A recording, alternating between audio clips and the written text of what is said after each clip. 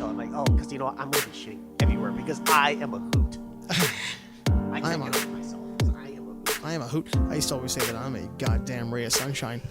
I don't know where I got that from. At Backside Attack. At Big Ape. But I got that from somewhere. I'm a goddamn ray of sunshine. Sunshine. Ray of sunshine? Mm-hmm. What am I, Trump?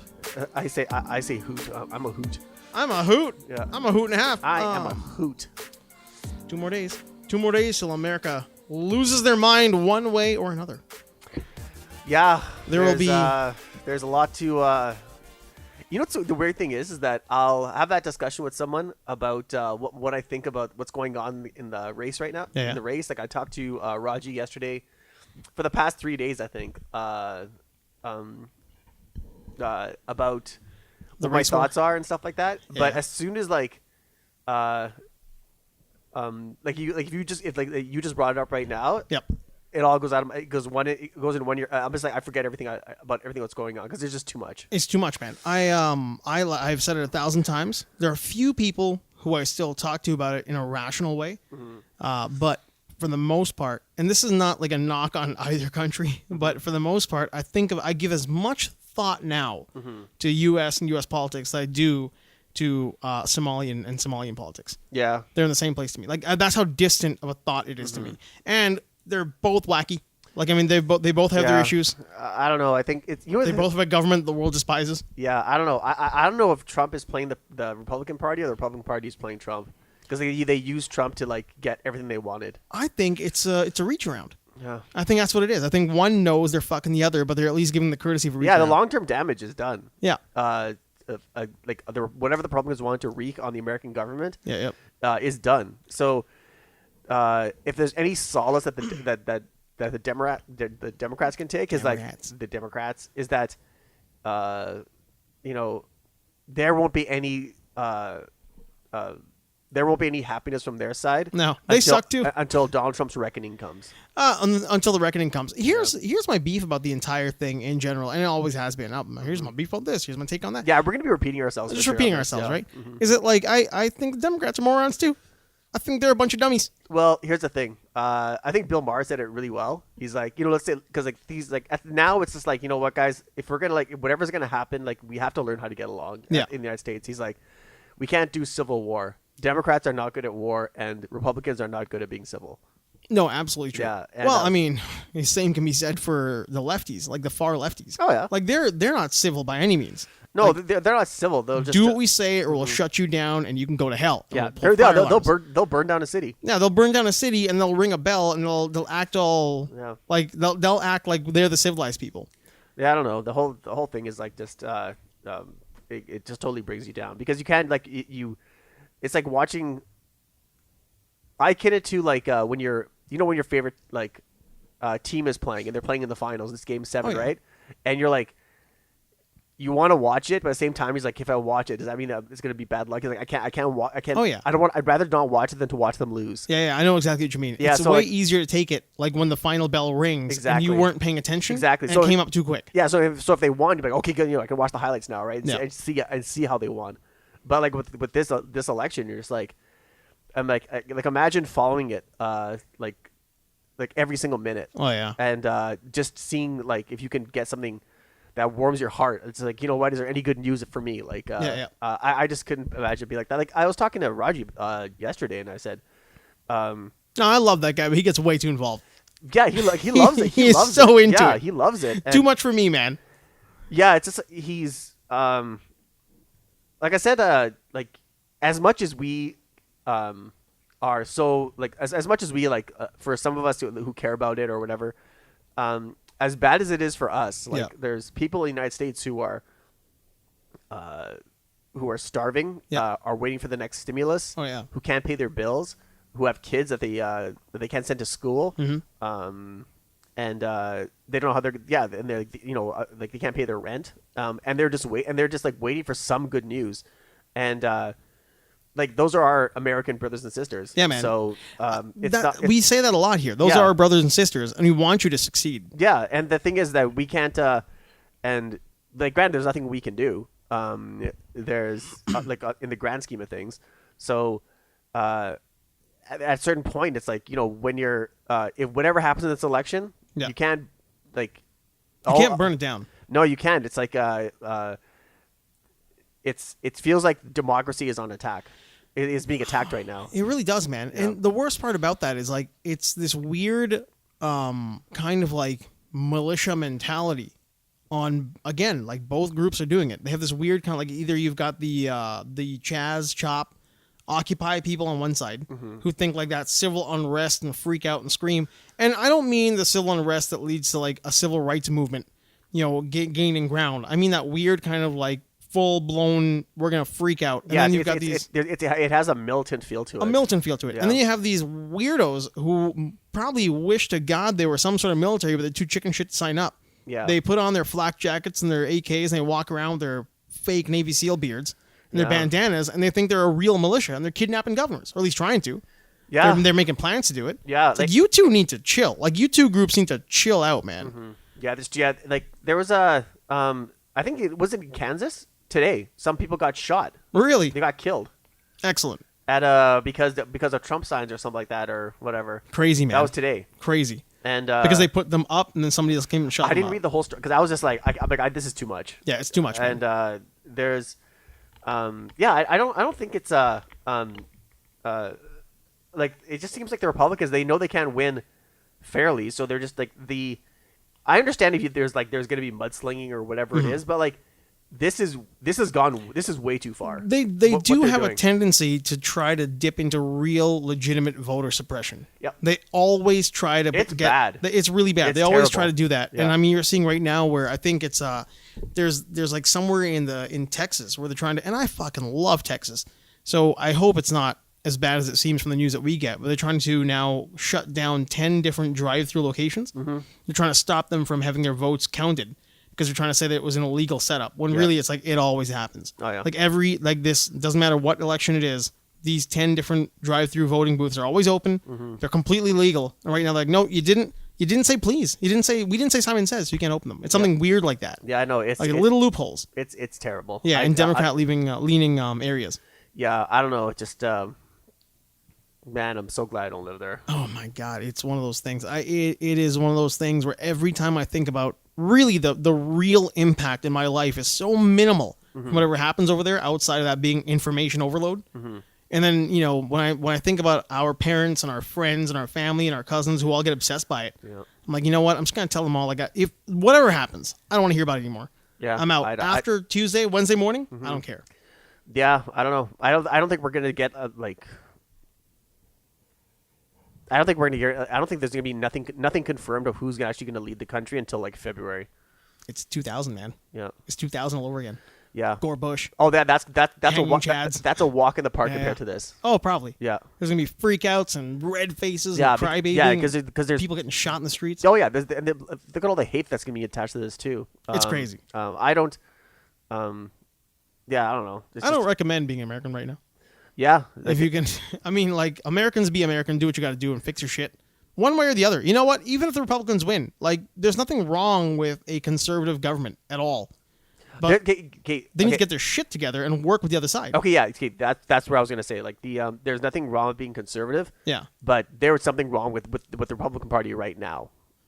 Oh, 100%. Yeah, they have a lot of issues. Yeah, this party needs to be like, there has to, like, I don't even know what, like, the thing is, like, who's going to run the Republican Party now, but you get the new people in there. Yeah. Like, who's good that's new. Yeah, be very sure on what, like, for anybody who heard what I said, like, be very, like, listen to the actual words I used. I didn't say it's okay to be, like, a Republican Party in 2020. Mm-hmm. It's okay to be a conservative government right now. Yeah. There's nothing wrong with that. And there's nothing wrong with being a Republican right now. No, there's nothing wrong with being a human being. As long as you're, like, a good person. As long as you're a good person. There are a lot of really good Republicans. Like, I mean, we've seen a few of them on podcasts lately that are extremely reasonable, who are very much bipartisan in the way they work. They want to work with both sides. I think a huge part of the problem is there are people out there who are in it because they want to game the system. They want to line pockets of themselves and the people who they've been lining pockets for the longest time.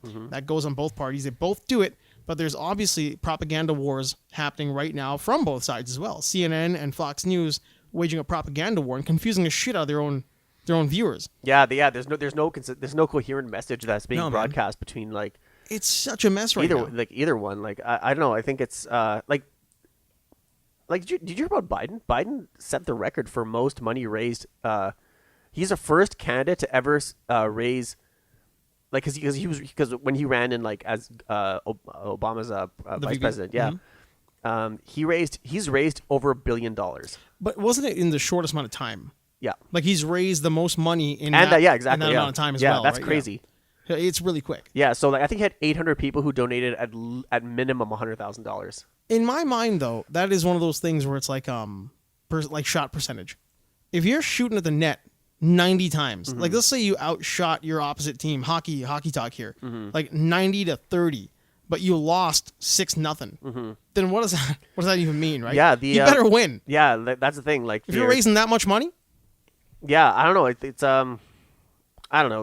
Let's get off this topic. Yeah. All together, man. Yeah. I mean, all together. The one thing I do want to put a stop to is anybody out there. If I hear one more human being who claims to be rational telling me that Donald Trump didn't take a salary, I'm gonna choke him because the amount of like money lining his company, like every time they go to Mar-a-Lago, the amount of money that the U.S. government pays to that building to let people stay over, mm-hmm. it's not the $50 or whatever it was they tried to claim it was in the first place. It's like a bottle of water is $50. Yeah, exactly. He's making his money. Yeah, taxpayers paid for $100 for his water. Exactly. Yeah. Taxpayers are still lining his pockets via that company, mm-hmm. no matter what anybody thinks. So he better not be taking a salary. Yeah, the Trudeau guilty of the same thing, but not to that extent. Absolutely. But moving on. Yeah, but moving on. Yeah. So I will choke you if you're standing in front of me and you tell me that he didn't take a salary. I will physically stop the blood flow to your brain for like 9 seconds. Yeah, I only want to talk about this until something really until afterwards. Yeah, absolutely. Yeah, so that'll be next podcast. Hey, I realized today that I'm very fickle when it comes to like my devices. Mm-hmm. Same phone. I just put a different case on it, mm-hmm. and now I don't want a new phone anymore.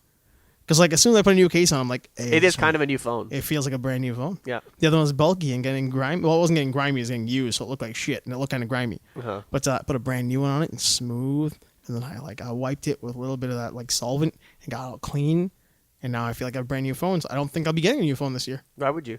No, number one, why would I? Yeah, exactly. I don't update it, so it's still lightning fast.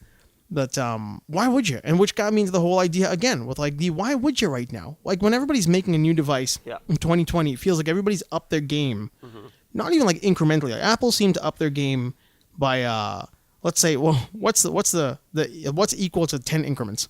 10 increments? Yeah, let's just say 10 increments. If they do incrementally every year, let's say there was no real difference between like the iPhone 10 and the 11, right?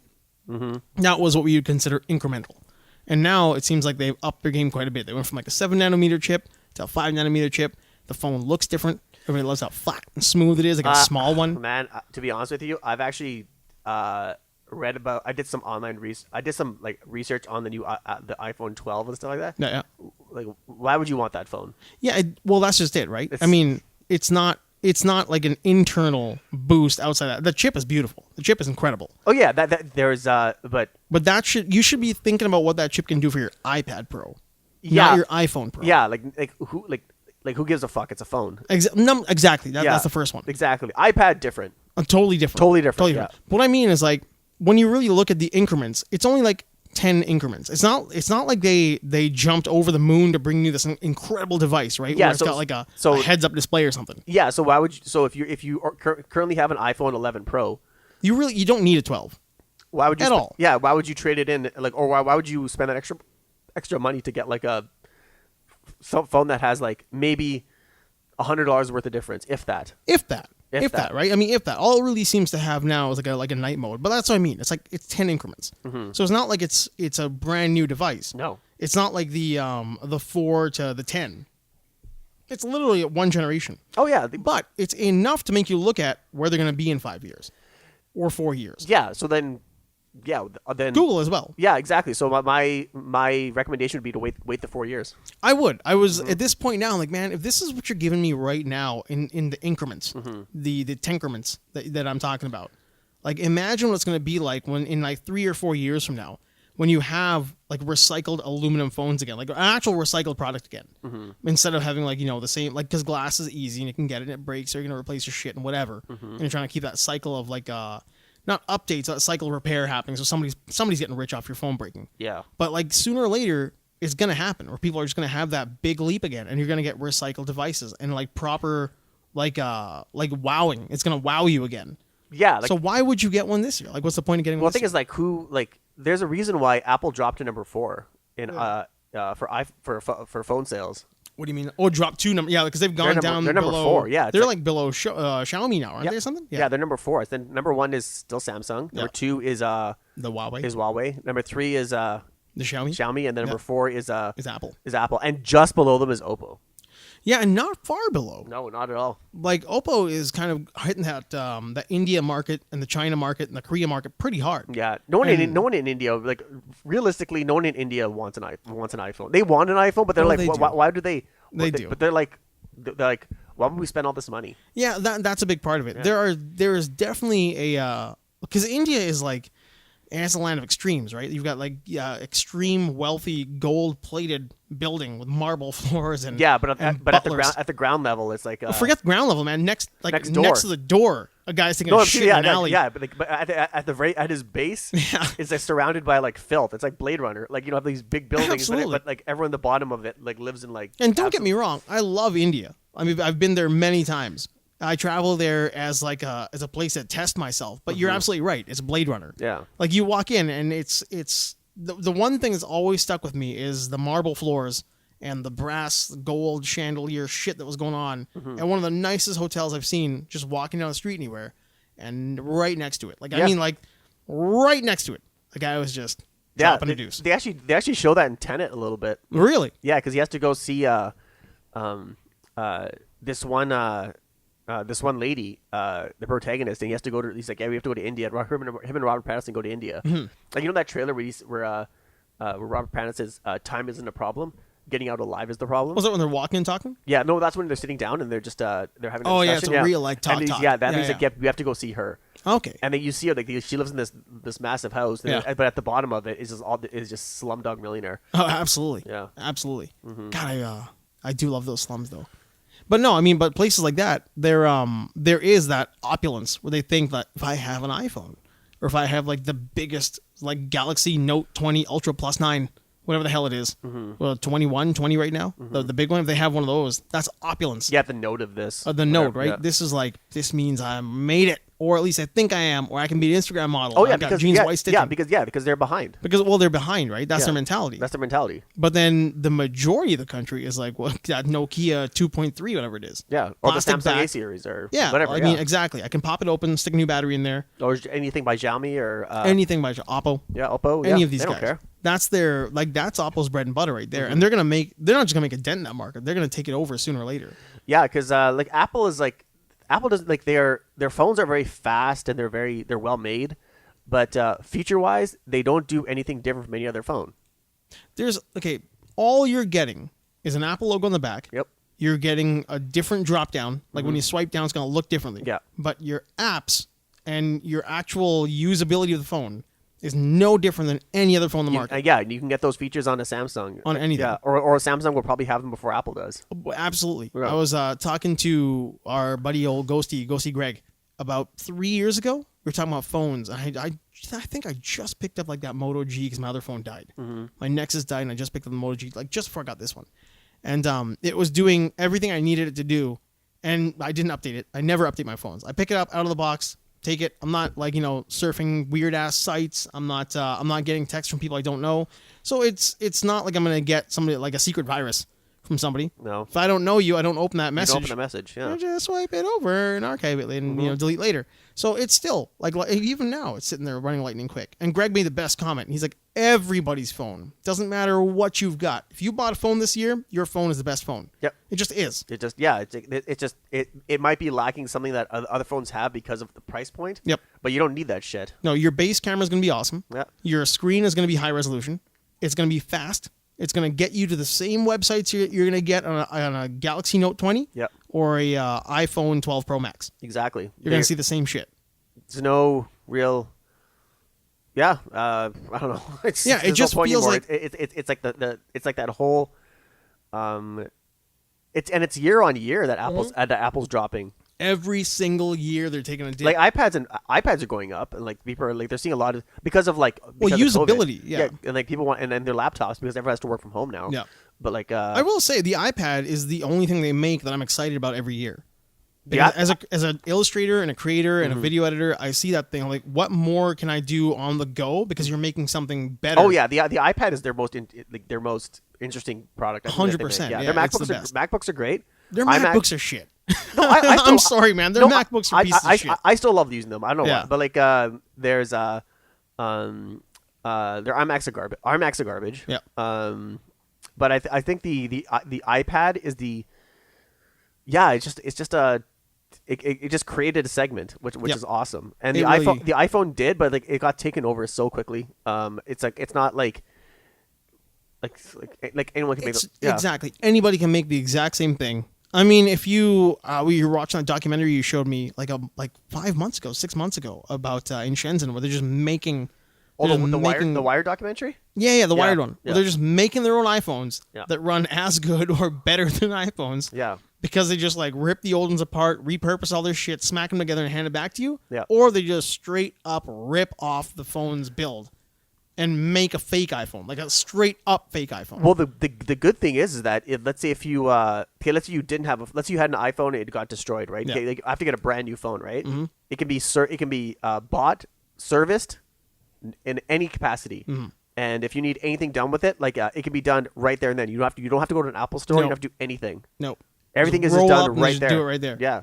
God, I do love like Southeast Asian and Asian knockoff markets. Yeah, the electronic market there just looks incredible. It's incredible. It's like, can you imagine going to that place and just like seeing the craziness? Oh man, I can and I kind of have. Like when you go to what's it called, MBK in Bangkok, it's like that. Yeah. Where you're walking around and it's just you're walking in these circles, and if you look in the middle where the escalator bank is and look straight up, it's just miles and like levels and levels and levels and levels and levels, and every level has got like a tech area and a gold jewelry and bags and shoes. Because it's just a mall, right? It's a huge mall. But it's an outdoor mall, basically. No, right? well, no, it's indoors. It's indoors? It's an indoor mall, but it's a tower. It's a tower. Okay. And it's just loaded full of stuff. So okay. I mean, it feels they have to build up, right? They can't build. Like, yeah, they can't sprawl out like West Ed. Yeah. They got a West End Mall. They got to go straight up. And when they do, it's just one joyous level after another. And it feels like you can just. I mean, you do spend days in there. If you've never been there, you're going to spend a full day in there. But when you're walking around, you just feel like you could spend days looking at tech. Or just neat shit all the time. Yeah. That's like I'd love to go to Shenzhen and just check it out, because it'd just be just seeing like everyone with just like piles of cash, because everyone just buys cash. They can buy cash there, and you just hear like masking tape of just like packing up boxes. It's like, oh, that's a sale. Yeah, that's a massive sale. That's $1 million sale or crazy. Whatever it is, and then you just look around, just the like, and you're like, when you think about like 75 million units of these like walking around and like being shipped and being repaired and like parts for it, like where do you source the parts and like all that stuff, you're just like this is like the tip of the iceberg, and like everything below it, like this, like is just, it's incredible. There is so much more going on in the world when you think of like eBay and Amazon and phones and devices and shirts. Yeah, it's crazy. Like all sorts of shit. Like made in China is such an abstract thought, right? Yeah. You think like this is made in China. Yeah. But then you actually start like looking at documentaries and the breakdown of how things are made on the other side of the world. And it's just like it's Blade Runner. Like it's that kind of just towers and buildings and warehouses and places. And just uncontrollable growth. Uncontrollable growth. Yeah, because it's just like in Chongqing, there was that's the furnace of as Jeremy Clarkson put it, of China. Yeah. And they make everything there, and it's like 100 million laptops were made there last year. It's incredible.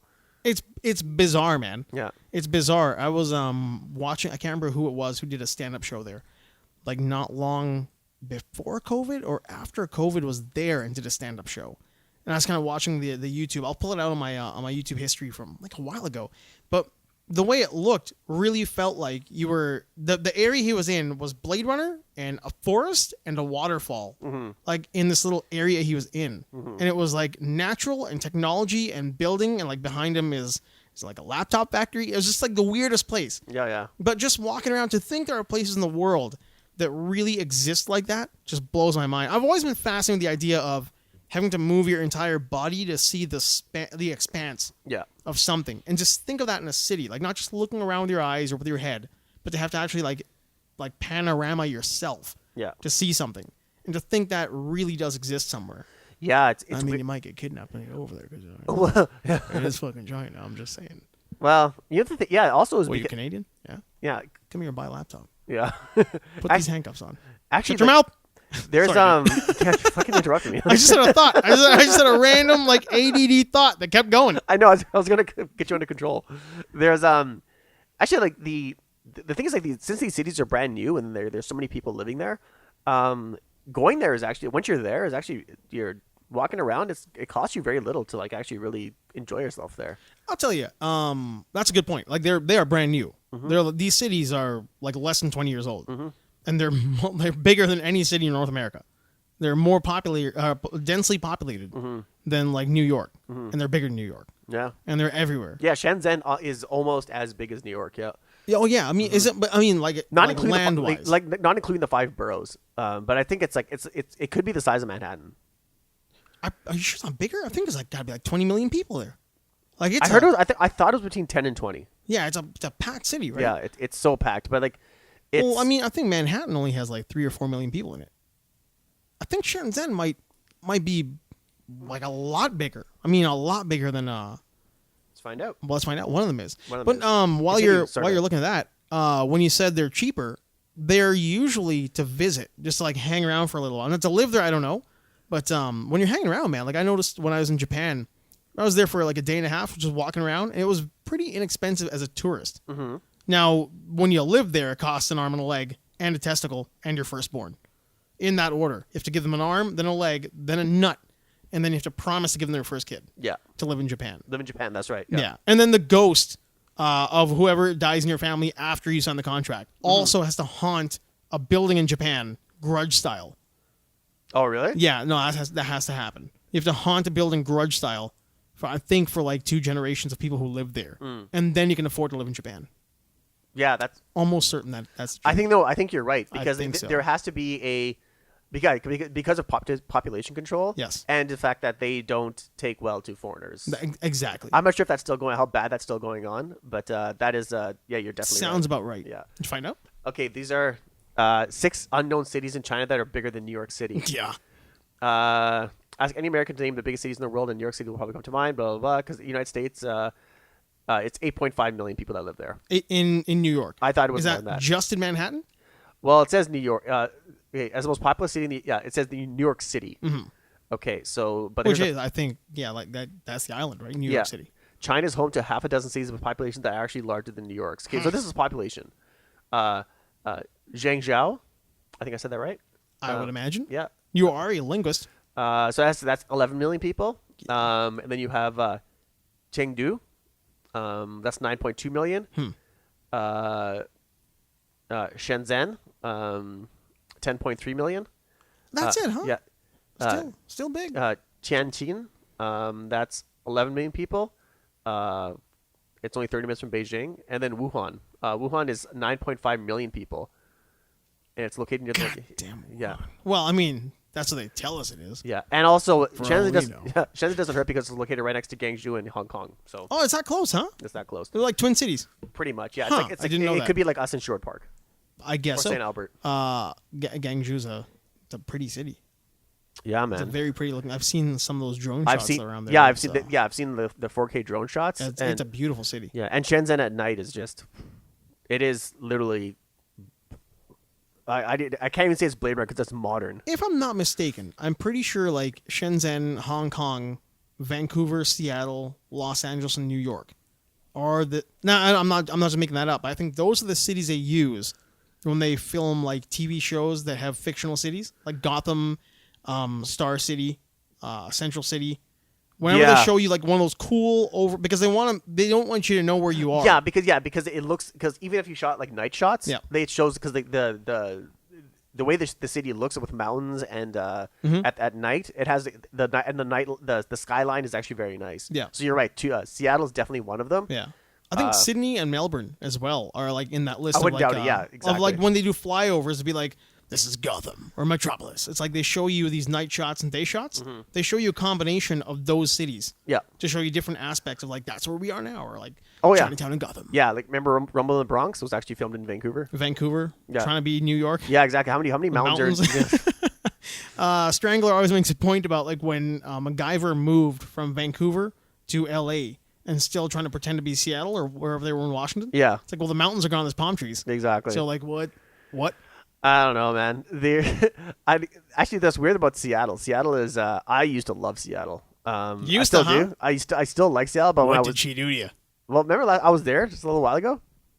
Yeah, not too long ago, right? You were for a wedding or something. No, we just did a boys trip. Oh, maybe that's what it was. Yeah, it was like that was like a year or so ago, right? Less than a year. Yeah, less than a year. Yeah, it was less than a year ago. Pre-COVID. Yeah, and we actually no, yeah, it was about a year ago. I think it's probably about a year ago. Yeah. And yeah, it was like nice. Like it was great going there. Like there's a lot of stuff to see, but at the same time, it's like it's fucking disgusting, man. Seattle is not the well.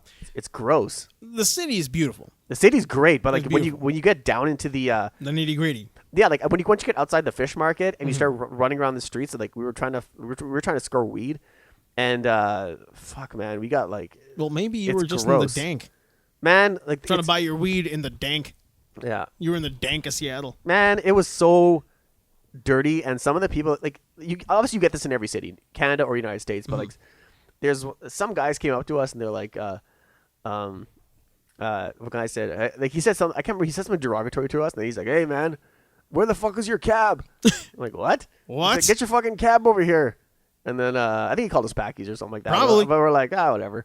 Thanks, America. And then as soon as we were walking away, we got it, and then we were walking back to our we're walking back to our bread and breakfast, and this guy saw Waleed, and he's like, he goes, and this guy was cracked out, completely cracked out. I mean, you mean like drugs and mental illness combo? Like yeah, he was all messed up. He was unfortunate. Okay, he was one of the unfortunates. Yeah, so he kept a real street urchin. Yeah, so his eyes were like this, like I mean, he couldn't even look straight. It was like an iguana. Yeah, exactly. So but he was looking like, and then they kind of when we saw Waleed, they kind of straightened on to him, and he's like, "You're next, buddy. You're next. You're next." And, what? Yeah, so then we're like, okay, whatever, right? Because the guy tries anything, we're probably just gonna probably just throw him in the dirt, right? Well, it's for you, and he's probably got the bones made out of crackers. We would have rolled this Bisco. guy. Yeah, so so then we're like, he kept saying it. Then all of a sudden we're walking, and I'm walking with Sandy. Then I look back and I see this guy because the streets are pretty loud, but he's right behind us, and he's walking behind us. He keeps looking at Waleed, and he's pointing to him. He's like, "You're next. You're next." So weird. So weird, man. You see those crackheads everywhere, man. There's a lot, dude. There's a lot. I mean, if you go to any major U.S. city, and there's a lot here as well, but obviously we haven't got the same density of it. But no. like if you go to like major U.S. cities, you bump into a lot of crackheads. Oh yeah, because or like the unfortunate. Well, the thing is, yeah, exactly. The United States is becoming the land of the haves and the have-nots. So like you'll see like when I went to like I was in San Francisco visiting my family, and like. We were gonna go see. I think he told you the story that we were gonna go see Bone Thugs and like Public Enemy and Ice-T, and they were playing a concert in San Francisco. So we drove from Napa to San Francisco, and then while we were driving, they said, "Oh, they actually changed the venue to the location." So we're like, "Okay, so where is it?" And he's like, "Oh, it's just a couple of blocks away from the original location, right?" So the original location was actually in someplace nice. So then when we got there. We parked the car in his parkade, whatever, and then we were walking, and then we had to take and we're like, oh, this is not where it is, so we had to take an Uber. Mm-hmm. So within like a couple of blocks of like where it's nice in in San Francisco, in downtown, you take 3 blocks. You just go, you just go somewhere, and then next thing you know, it's like the most disgusting place you've ever been in your life. Oh, for sure. And there's just defecation on everywhere in the streets, and people they don't care. They're just like, and you see people doing it.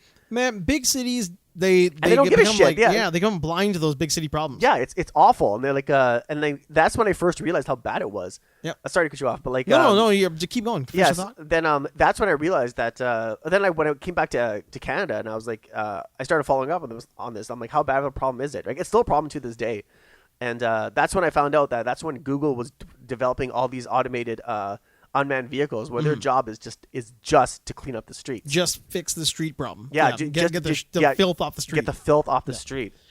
Yeah, it's horrible there. It's wild, man. Yeah, it is so awful. But they're fortunate too. They have Google available to do that for them.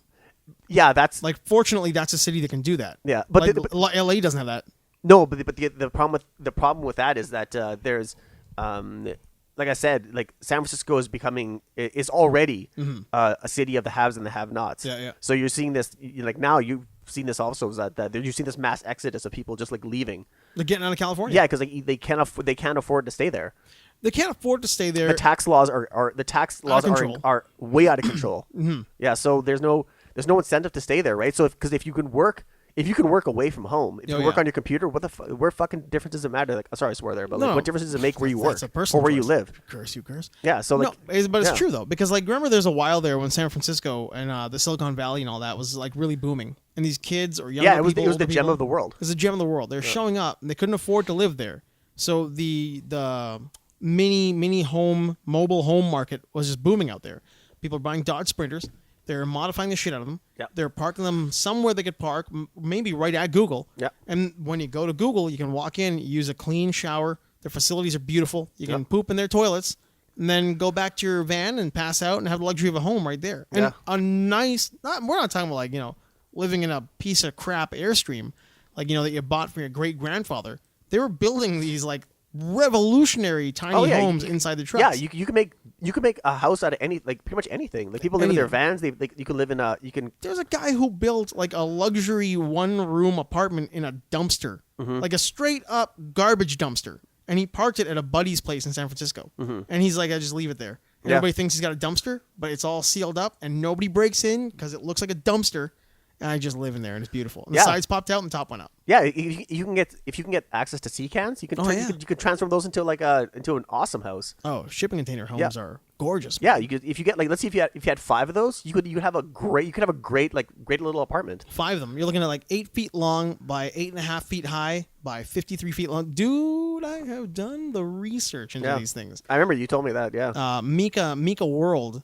I think it's Mika. They used to be Mika Mobile, or they changed the way they are. Like MEKA. World they still do. They'll like ship you a luxury home. I mean, like a luxury home for less than $500,000, and they'll put it wherever you want. Yeah, there's those guys who run Dragon's Den, the Canadian one, or whatever that Shark Tank, whatever those shows are called. And the one you're talking about. Yeah, the guys who built it in. They had little mobile offices first for Fort McMurray. Yep. And those guys are millionaires now. Yeah, beautiful, man. And they're building like legit. Like borderline indestructible luxury buildings. Yeah, because Fort McMurray, like you can't afford to live there because like it's the Wild West out there. That's crazy. Everything is overpriced. It's overpriced. That's just it. Like the barrier to entry is so high, and it's not like you're getting a lot for what you're paying for. It's wild, man. It's like you go up there and you pay $500,000 to live in something that's half the size of what you're going to get for $250,000. Yeah. In rural central Alberta. It's insane. The bang for the buck is non-existent out there. No, there's so many other ways to do it. Wasn't it Whistler? When during the Olympics, there was some company that came in. I could be totally wrong here. This is entirely an anecdotal story that I heard from 2 or 3 different people, where a company wanted to come in and build Seacan homes or something for Olympic Village, and Whistler was like, "Get the F out of here! Get out of here! Hit the road." I'm not sure, but I do not doubt that because Whistler has very, very high standards of how they want their place to look. Exactly. Like they have a look to them. But these guys are like, no, you don't understand. We're not going to build you. Like, we're not going to put shipping containers down. We're going to build you luxury apartments out of shipping containers. It's going to cost you next to nothing. Like 2 of these things for one person to live in is going to cost you like $6,000 to put together. Yeah. Per unit. And then instead it was something like, $150,000. Per unit, but they told these Seacan guys to get out of here. That's weird. Yeah, I don't know. I was in Vancouver during the Olympics. I was living there. You were there, but I wasn't sure. Local back then. Yeah, that was actually a lot of fun when the Olympics were going on. I'm sure it was. And friend of the show, Raji, showed up. Oh, I'm sure he did. It was great because that guy it was a party. Yeah, it was great. His spidey sense perks up. Yeah, just looked like a bouncer when he came there. I was like, this guy can get into any place. A stripper's boyfriend. At the time, he looked like a stripper's boyfriend. Yeah, actually, I told him to call the show. That was the look he was going for. I told him to call today if he want to just come in just for like 5 minutes to just discuss like whatever. Just to give a ring a ding dong dandy. Yeah. We're probably gonna ignore him though because I didn't set 2 mics up. I only have 2 mics hooked up right now. Okay. Well, so he's tell my phone was in my car. He's out of luck. You can. Too bad, buddy. How's your Halloween, pal? It was we're November 1st today. I did my usual. I just watched. I watched Disney's Halloween Treats, all of them, nice. And then I watched The Lost Boys, and then I just watched movies and TV pretty much all night, and then I watched Disney's Halloween Treat, all of them, and then I watched Garfield's, I watched Charlie Brown's, and then I watched Fright Night, and then I watched The Lost Boys. And then I ended it off with I went to bed at 4:00 in the morning and I watched The Exorcist, the director's cut. Good grief! By myself in the basement, yeah. Well, I mean, yeah, okay, look, you're an adult. Exactly. That movie shouldn't scare you anymore. Hey man, I don't, darkness is just a lack of photons. Exactly. I don't need that. I watch that by myself, like it was like a feat. I don't. You grown up, but I don't watch The Exorcist to be scared. I watch it because it's an amazing movie. It is an amazing movie. If you're gonna watch it, you should watch it on Halloween. There are few movies that have impacted or made other movies change the way they make movies, like The Exorcist and Apocalypse Now, and Spartacus. Yeah, if we want to stick on the Kubrick. But there are a few movies that really hit you that hard. Well, Kubrick didn't really direct all of Spartacus. Well, it wasn't all of it. Exactly. But I mean, his influence weaves through the entire thing, especially in the music. Yeah. Like, he was a big part of making sure it sounded the way it sounded. Yeah, exactly. Yeah. It has his fingerprints all over it, but... Yeah, exactly. Yeah. Well, not like the moon landing, which is, 100% Kubrick. See what I did there? I just punched some people in the stomach just for the sake of sparking a conversation in a room. I'm 50-50 on that. On the moon landing? Yeah. You think it's real, or you 50% believe it's real, but parts of you are like, fake? Really? Yeah. All right. Rabbit hole. Yeah, there you go. Here we go. Yeah, do whatever you want with that. Where did this? I had no idea. I had no idea that you were 50-50 on the moon landing. Yeah. I don't know. It just seems like okay, to simplify it, it can go either way. Yeah. So, but I don't know. I just think it's I think it's just a matter of I could see Kubrick pulling it off. I could see that kind of human being, with that kind of creativity. Yeah, I don't doubt that the technology that was in the 60s that when it actually happened. I don't doubt that those rockets could go to Mars. Now, are you on the camp that is like, I have doubts about the original moon landing, but I do believe they've gone to the moon since? I do believe they've gone to the moon since. Okay. Yeah. Because that seems to be like a big, the biggest camp of moon landing deniers. That's too far of a leap. Yeah. Yeah. That's like you're being ridiculous. Yeah, because that seems to be like there are people out there who are like, the moon landing was fake, space ain't real, we've never been up there. That's always that voice. Yeah, because I don't want to be one of those people who's like, there's Earth is flat. Yeah, I don't want to be those where people can label you as a denier. So people are gonna label you. Yes, but I was like, you know what? It's like I'm like, yeah, I could see it being, I could see Kubrick being doing that whole thing. He's the kind of guy who could put together a team. Yeah, because you think about it, at that time, there was the space race. You do whatever you can to get. It was just a one-upmanship game, right? Yeah. So. And it was bleeding both countries dry. It bled the United States. It bled the USSR dry. It really literally bankrupted them. It bankrupted them. It messed them up. So there's for generations. Yeah, there's a certain point where what's cheaper to actually get a film crew and to get everything up to Mars, getting up to the moon, or Stanley Kubrick, if we threw $6 million at you, could you film this? $6 million, huh? Whatever it is back in the day. You went with the Steve Austin number. Yeah. All right, then. That's weird. Yeah, I was watching there's a joke I missed in watching Archer the other day. I was watching the episode where Anthony Bourdain, they go to his restaurant. And because there's a lot of $6 Million Man jokes in that show. There's so many. He goes, what do you say? He goes, Lana finds out that it was actually Anthony Bourdain, bastard chef. He's the one he poisoned the Armenian consulate or whatever it was. And then and the Ramsey goes, then he's on they said, who did it? They're like, oh, it's the bastard chef. And he's in a helicopter with Barry. And he's like, he goes, they're like, why'd you do it? He's on the phone with them. He's like, why'd you do it? He goes, how much did they pay you? And he's like, $6 million. and then he gets. Wait, Barry's asking Anthony Bourdain? No, that's what Lana's asking him. Okay, he goes, why'd you do this? He goes, how much did they pay you to do this? And he's like, $6 million. And then he's in a helicopter with Barry the $6 million and Katya. Yeah. And he's like, I don't know. With $6 million, we could have built our own bionic man. I pretty much. I can't believe I missed it. It was so funny the way he said it. And then they threw him out of the helicopter. Bourdain. Of course, Barry. Yeah, that episode with Andy Bourdain is hilarious. Like, you've seen it, right? I have. Yeah. He is probably like the most underrated non-actor or like presenter or creator outside of maybe the Top Gear guys. Yeah, like in that area of person. Like, I mean, he's funnier than the Jamie Olivers.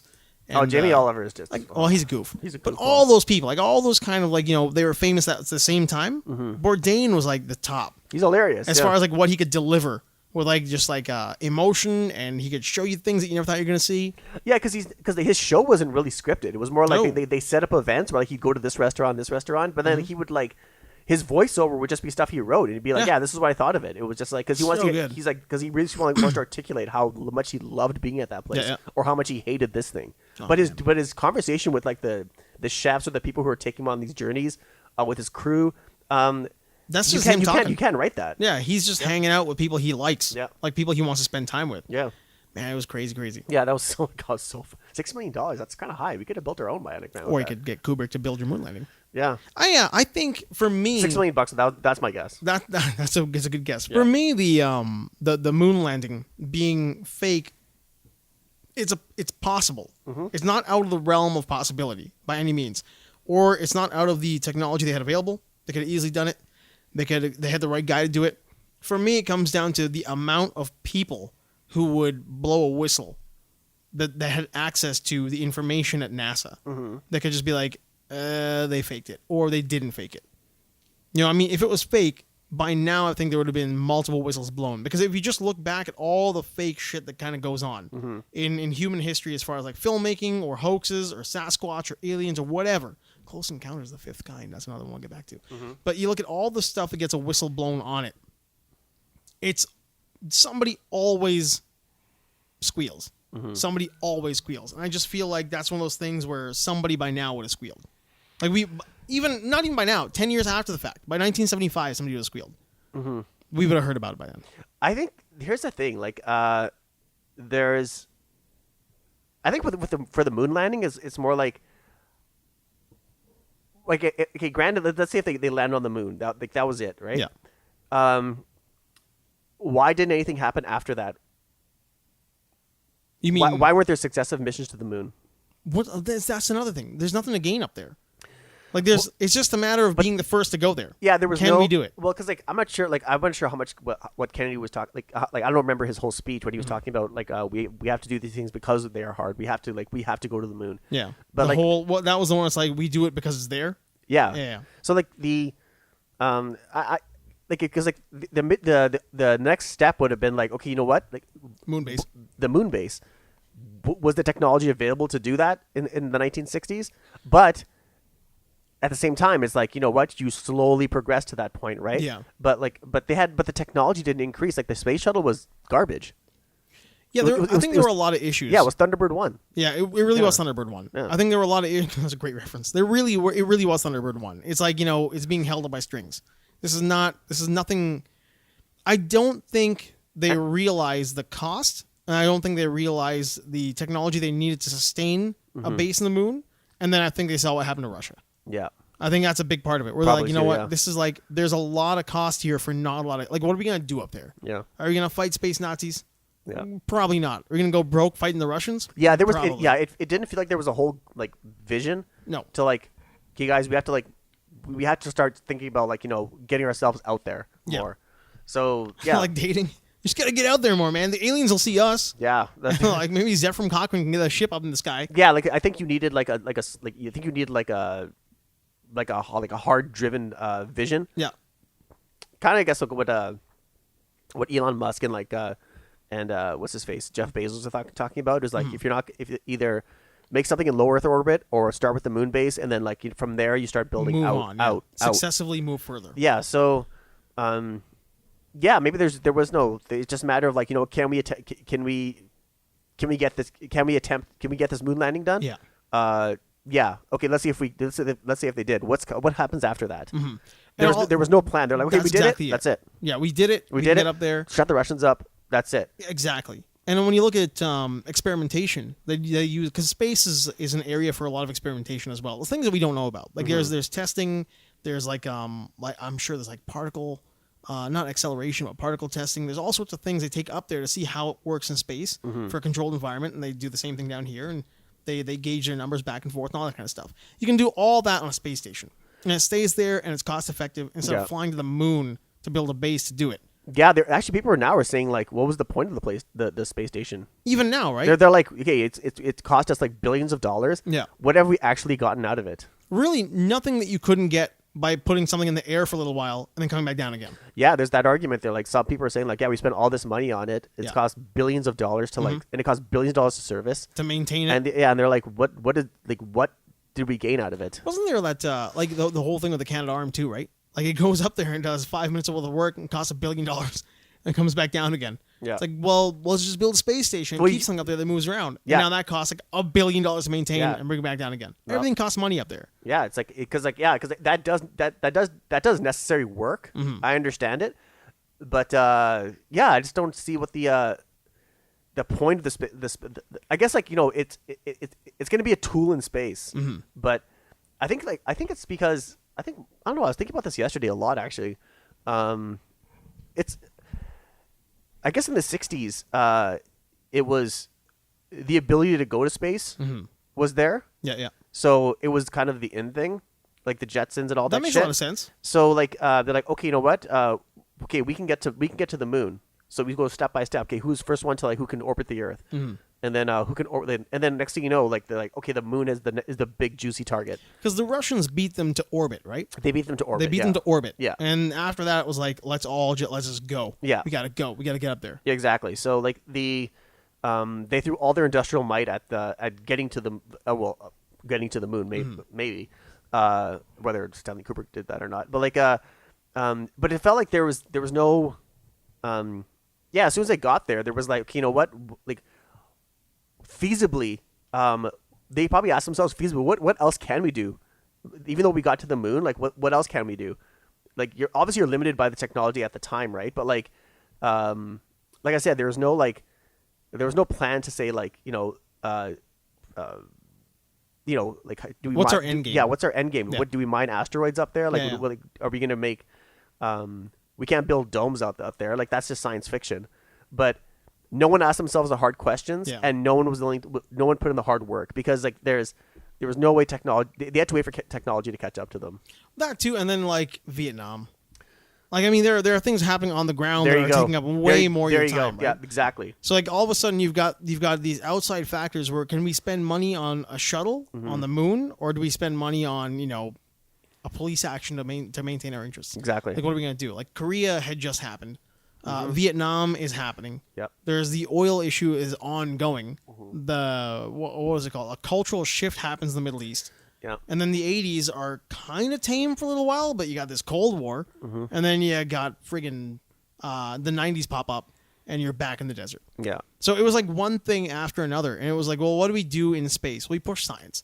We take things that we want to test here, put them in space, test them there, see what trees work like, how do plants work, how do bugs work, like all the stuff that happened in The Simpsons is based in reality. There are ants up there burrowing around to see how they work up there compared to how they work down here. Like all of that does something. Yeah. It's all scientific exploration or scientific advancements. But you're right. It's costing a lot for not a lot of gains. Yeah, it's there's like a private company is better suited to do this work than a government company. Yeah, it's like because it takes the it takes all the red tape out of it. So there's private companies are just like they have free will to do whatever they want. If they have the capital to do it, might as well just go do it. Yeah, no, that's the way to go. Yeah, I mean, once Branson started talking about like I'm gonna put people in space, and they got Musk who's like, no, we can do it too. Then private companies I think got on board. Yeah, hard. Exactly. So all it comes down to is like who can do it the cheapest, and whoever can do it the cheapest can will take the lead. Exactly. Yeah. And it doesn't matter. Is it like even now we've seen? I think at this point. It doesn't matter if Russia does it or China does it or India or America or Canada. Well, no, it won't be Canada. We'll help. We'll give you an arm. Yeah, to exactly. screw in gigantic bolts. Yeah. But really, like I don't think people are so much concerned anymore about who gets there first or who does what first when it comes to the moon or Mars or whatever. It's just we want to see somebody do it. No, yeah, because like that, what you're talking about right now is specified to one common goal is to like get out there, and see what the technology can do, exactly, and like stretch it as far as you can. Yeah. So and risk takers, and we don't care where they come from, but like there's a reason Elon Musk and Richard Branson and Bezos are in the positions they're in now. Is they are risk takers, and they will take more and more risks. As long as you're not like killing people with space travel and space exploration and I guess like habitation. Yeah. Than what any government's willing to do.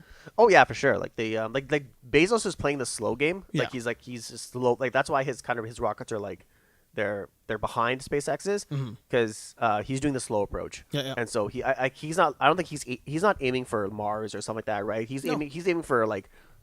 Just outside the orbit, just outside the Earth, and just like making these colonies out there. I think he's that's what it seems like his goal is. That's what I think it is. But but he wants an Airbnb in space. He doesn't want to put you in Mars. Yeah, but he can like take his time because he's like this is his own money he's putting it into, right? Because he can afford to. SpaceX has investors. Yeah, and when the rockets that they send up, those are ones that are paying the bills. Yeah. So when they fail, he's failing to investors. Yeah, exactly. So that's why you see his stock go up and down. Exactly. So, but Jesus Christ, do you see how much money he made? It is ridiculous. That guy is. He went from like 20th to like he's top 10, top 10, yeah, or like 30th to top 5 in like within a year. 5. It was pretty quick. Yeah, that's why I don't get why people. I do to a point. Just making all the noise in their eyebrows, huh? Sorry, man. I was like, I'm like just making all the. Yeah. It's still a microphone, dude. It's not a back scratcher. I know. It's wild to me how people still shit on the big brains.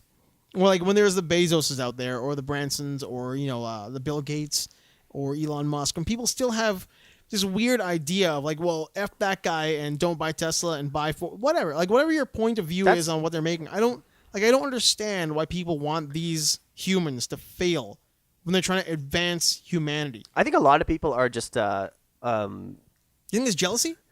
Like a weird kind of jealousy? I think it's being petty and yeah, definitely being jealous. Also, I think it's that money can go towards like people like me and feed the homeless. Yeah, feed the homeless and do all this stuff. I'm like, I think Elon Musk said it best. He's like, life just can't be about solving problems. Yeah, no, it can't just be. Well, I mean, it can't be about solving certain problems. Yeah, exactly. Like there are certain like civil and institutional problems. Yeah, yeah, exactly. Yeah. I totally agree with that. Yeah, and, I do agree with that. Which is again, like I hate that I'm in this mindset right now, but in defense of that scumbag Kim Kardashian and her party that she did during COVID. The whole thing there. Yeah. Like, all the people complaining about it, if you had money, you'd do it too. Like, the people who are bitching about the whole thing, like, she threw a party in a private island for her and all of her friends. F Kim Kardashian, private party, COVID, birthday party. Was there, like, did anybody get COVID from it? I don't know. I mean, like, yeah, she's wrong for doing it. And yeah, it's a flaunting of wealth and all that kind of crap. Whatever. I totally agree with you. Yeah, but if all the people complaining, almost everybody complaining, I can almost guarantee that if you have that kind of wealth, you would do it too. Okay, regardless of that, okay? Yeah. Regardless of that, okay? Let's say you could buy the island that you're having a party on, okay? Regardless of that, okay? Regardless of the wealth? No, regardless of like her wealth, of her ability to like have these parties, she wants to have these parties or not. I totally agree with you, right? Even if it is. Okay. Okay? Why do you care? Thank you. Okay, so like first of all, you're not there. Yeah. No one you know is there. No. So no one you know is going to get sick. No. You're not going to get sick. No. If you hate her so much, yeah. Why do you follow her? If you hate her so much, like maybe like, okay, fine. Like, why can't you just say, okay, fine, whoever's going to get sick, get sick. That was your fault. Yeah, that was your fault. Why don't you just say that? Exactly. Instead of saying like, what an idiot. She's exposing wrong people. Move, Kim. Cancel Kim Kardashian. Yeah, that's their problem, not yours. Number one, you people built her. Like everybody who's complaining and on board and paying attention. Yeah, because she's not acting the way you want her to be because you love her so much or you follow her all the time. That's bullshit. You people built her. She's famous because you built her. She's getting attention for doing what she did, although it's wrong because you're giving her the attention for doing what she did. Yeah, why do you care? Yeah, look the other way. The easiest thing to do when you're angry about something anywhere online in the real world, don't give it your attention. Yeah, just turn the other way. Don't let it bother you. Don't let it bother you. Yeah, don't give it your attention at all. Which is why like that whole thing just like pisses me off so much because it's like these people are making me side with something I can't stand. Mm-hmm. Like I don't like this person, and you're making me like side with this person. Yeah, which is like like I hate the Kardashians, and you're making me feel sympathy towards the Kardashians. Yeah, because you're too stupid to just like look the other way. Yeah, just like that's their thing. Yeah, I think one of the arguments was like some girl or guy, I don't know who it was. One of the comments was my parents or my mother didn't have a funeral because of COVID, and you're out having a party, like you're just flaunting all this shit that you've got. I'm like, look, man, like if you were super rich, you'd have probably gone there too. Yeah, again, that's the thing that annoys me. Is like, and the same thing comes back to the Elon Musk thing. It's like, why, if you don't like what he's doing, just look the other way because he's not using your money to do it. Exactly. Don't buy his cars. Don't do anything. Just leave it. Exactly. Which is like that's the hater culture, though, right? Haters gonna hate. That's the whole mentality. Yeah, haters gonna hate. Yeah, like we're like everyone's guilty of it. Of hating? Yeah. I've been called a hater in some things, but it's always over stupid. I cast those stones. I'm perfect. Yeah. No, but it's true. No, you're absolutely right. Everyone is a hater. Because everybody does something at some point to be like, man. No, you're just a hater, man. I'm like, yeah, you know what? Just because I'm at that age, I'm like, you're just like. Well, millennials. We talked. Did we do that? Was that the beginning of the podcast or before we started talking about millennials? Yeah. You just happen to hate millennials. Yeah. I'm a hater. Like when it comes to millennials, right? I don't want them to die. I'm just like their behavior annoys me. I think here's my take on it. My hot take. I don't think you hate millennials. I think you hate millennials. Yeah, it's like the badge that it comes with. Yes, I hate that badge. Yeah, you hate that style. Yeah, like I mean, there are people who were born post 1985 who I have nothing but love for. Mm-hmm. They're millennials, but like, and they don't act like that, like the Instagram millennial. Mm-hmm. But the Instagram millennial, I just want to throw a mug at them. Yeah, I'm on board with you. Yeah. I don't like them at all. You know, I still don't know how to use Instagram. Yeah, come on, man. No, I don't. Do you know how to use a phone? No, I've never used it because I've used it twice. Really? In my life, yeah. It's like the easiest thing. I have an account and I just don't know how to use it properly. I don't know how to use it properly. Have 4 posts since like 2010. Yeah. So I will say that you do not use Instagram. I don't, yeah. So you probably are unfamiliar with the Instagram. I don't, yeah. I just never, I see what you mean. Yeah, I never subscribed to it. I get you. Just, because I don't want to be one of those people who says like the people who follow, like I've always criticized people who do it way too much. Yeah. And I'm like, you know what? I don't want to be, I don't want to say that I do that, but yet I use it to this extent. I just don't use it at all. You're right. Yeah. I do get what you mean. Mm-hmm. Is that it's not that you don't know how to use it. You're unfamiliar with the platform because you refuse to use it. Yeah, I just don't like to use it. I think it's there's nothing wrong with it, but I just like, you know, it's not part of my day-to-day thing. I'll tell you what, I don't use it in the way that a lot of people we know that you probably don't like the way they use it. Mm-hmm. So I have muted, and this is like no offense, people. I've muted everybody. Like I mean, I've got all the friends and family members, anybody who goes on there and adds me, whatever. You're all muted, all of you. Yeah. And I've got a few hashtags that I follow. They're all artistic. Mm-hmm. So I've got my iPad groups. I've got artists who I feel influence me, either musicians or like creatives who actually do creative work. Yeah. And if you're not pumping out new creative stuff to get my juices flowing, you're muted or you're not followed. Yeah, I don't really. The thing is also is that I don't have anything to post on there. No, but you don't have to. Like I mean, drones, right? You're into the drone footage right now. Tons of incredible drones. I'm into fitness. I'm into drones. I'm into art. Yeah, I'd have to see what it could do for me. Yeah. Like who would be willing to who would be interested in the shit I'm even into. I would say that it's changed astronomically, more than just 10 increments.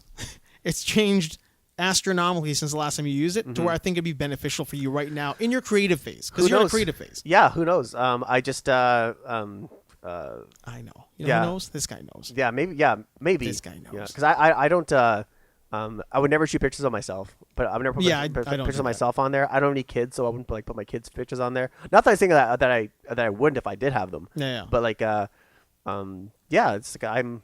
Yeah, I mean, you don't have to share anything. I feel like I'm James May. I'm just like, James May. Yeah, just a bloke. Just a guy. Bloke with me hair and me cars, my place, my food. Yeah, I'm just things. I think that's why I love that guy. I watch all of his shows. I have like six of his books. I think he only has 6 books. Yeah, I have like all of his books.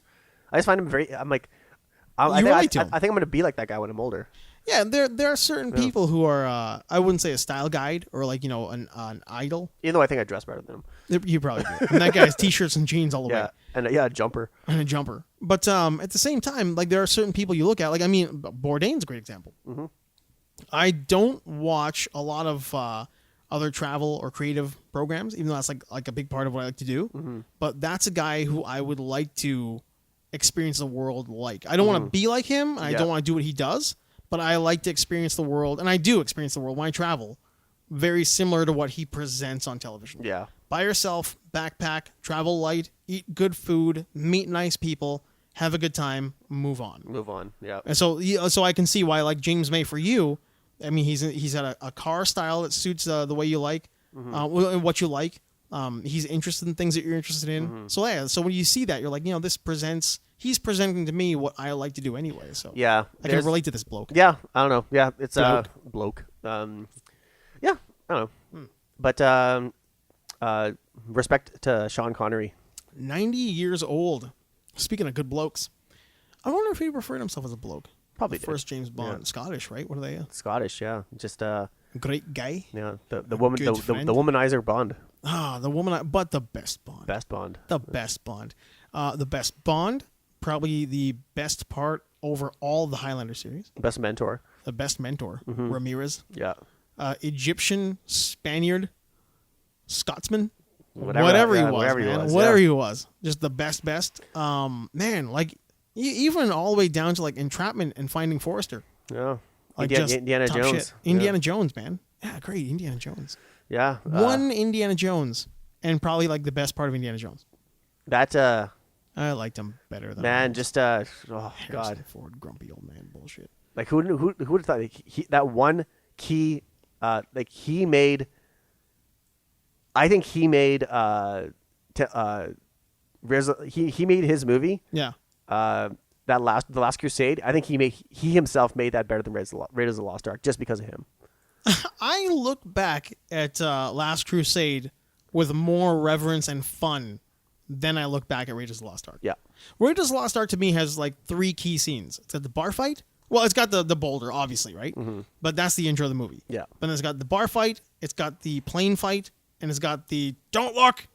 And that's it for me. Mm-hmm. Whereas like from beginning to end, Last Crusade to me is like just it's in your face all the time. It doesn't stop. It doesn't stop. Yeah. Like Raiders of the Lost, that had one of the best intros to a character. Yes. Because you look at him, you're like, holy shit, this guy looks so crazy. Then like...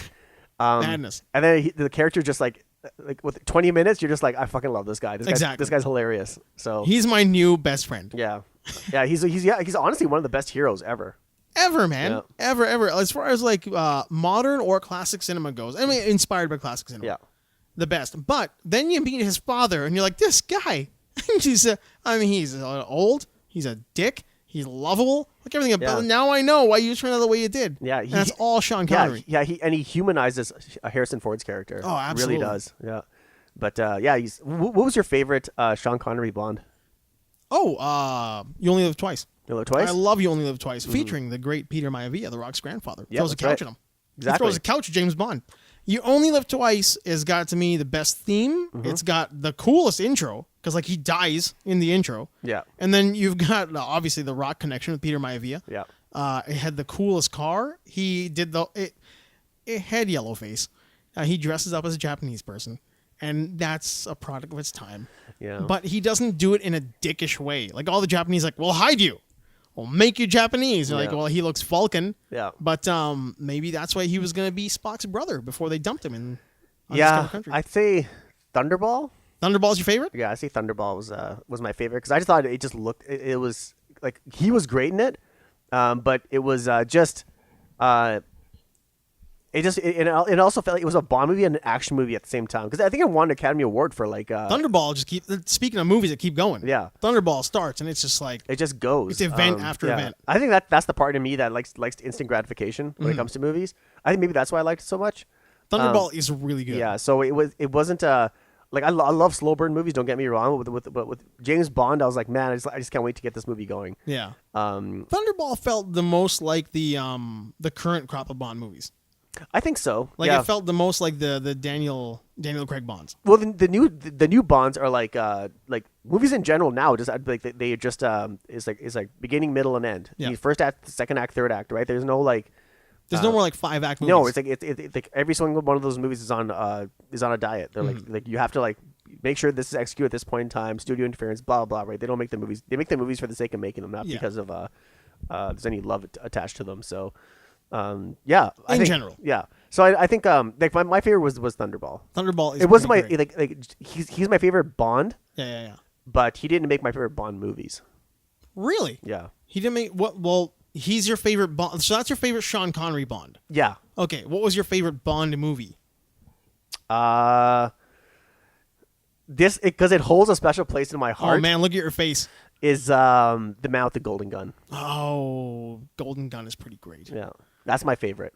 Scaramanga. Yeah. Oh, that's a really good one. Yeah. That is great. And like I said, it's not the best Bond movie. No, but you know what? You're right. It is my favorite. Yeah. Man with the Golden Gun has the coolest looking Roger Moore. Yeah. Like he looks coolest in that one.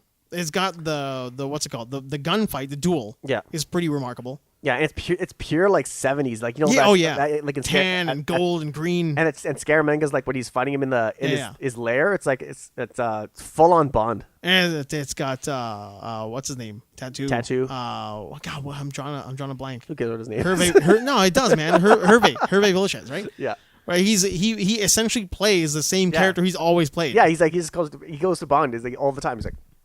He's in here. Meet Mr. Scaramanga. Yes, Mr. Scaramanga. Mr. Bond, meet Mr. Scaramanga. Yeah, so God, he was cool too, man. Just because like if you took it out like all the like because it was a big budget movie for its time, right? But if you just take out everything, if you just look at the storyline of the movie, it's so fucking awesome.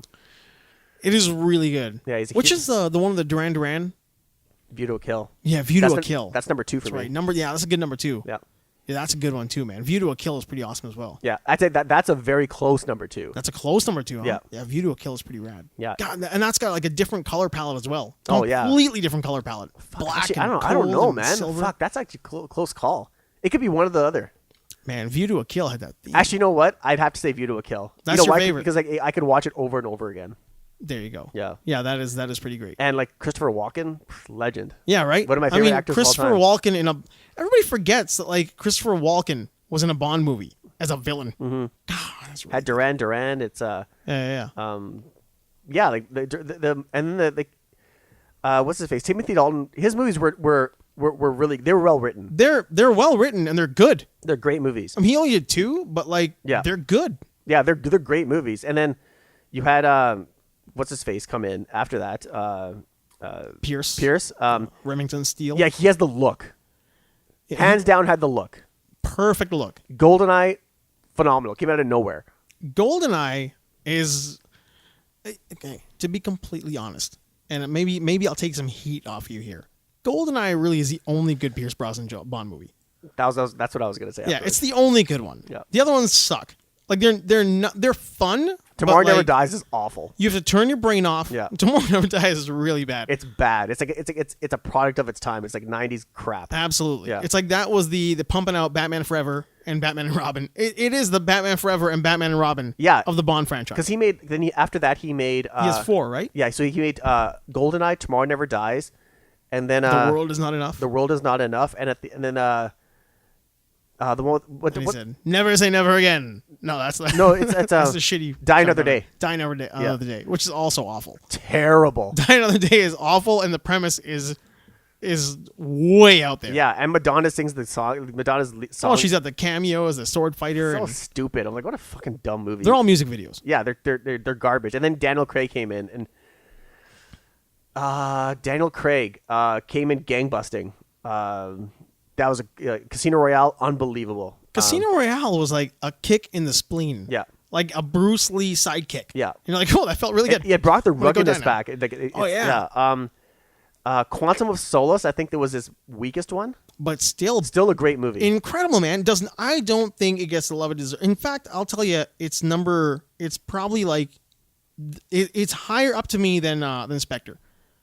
Yeah, exactly. Yeah. It definitely sits higher than Spectre for sure. Yeah. So, and then this new one, and don't forget Skyfall. And Skyfall, yeah. Skyfall's good, yeah. Skyfall's really good. Let me ask you something about Skyfall. Yes. Even you saw it in the theater? I saw it in theater. Even in the theater, when he goes to the house and the camera pans up and you see him, what's his name, holding the gun, and then you see that's not Sean Connery. Mm-hmm. Were you as disappointed as I was? Like, did you think maybe they pulled it off?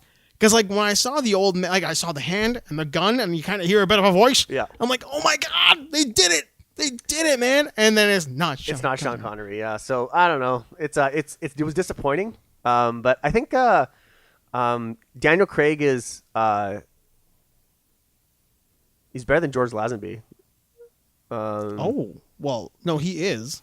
But that's not taken away from Secret Service. Yeah, there was never really besides George Lazenby, like there was never really a bad Bond. No, you think George Lazenby is bad, huh?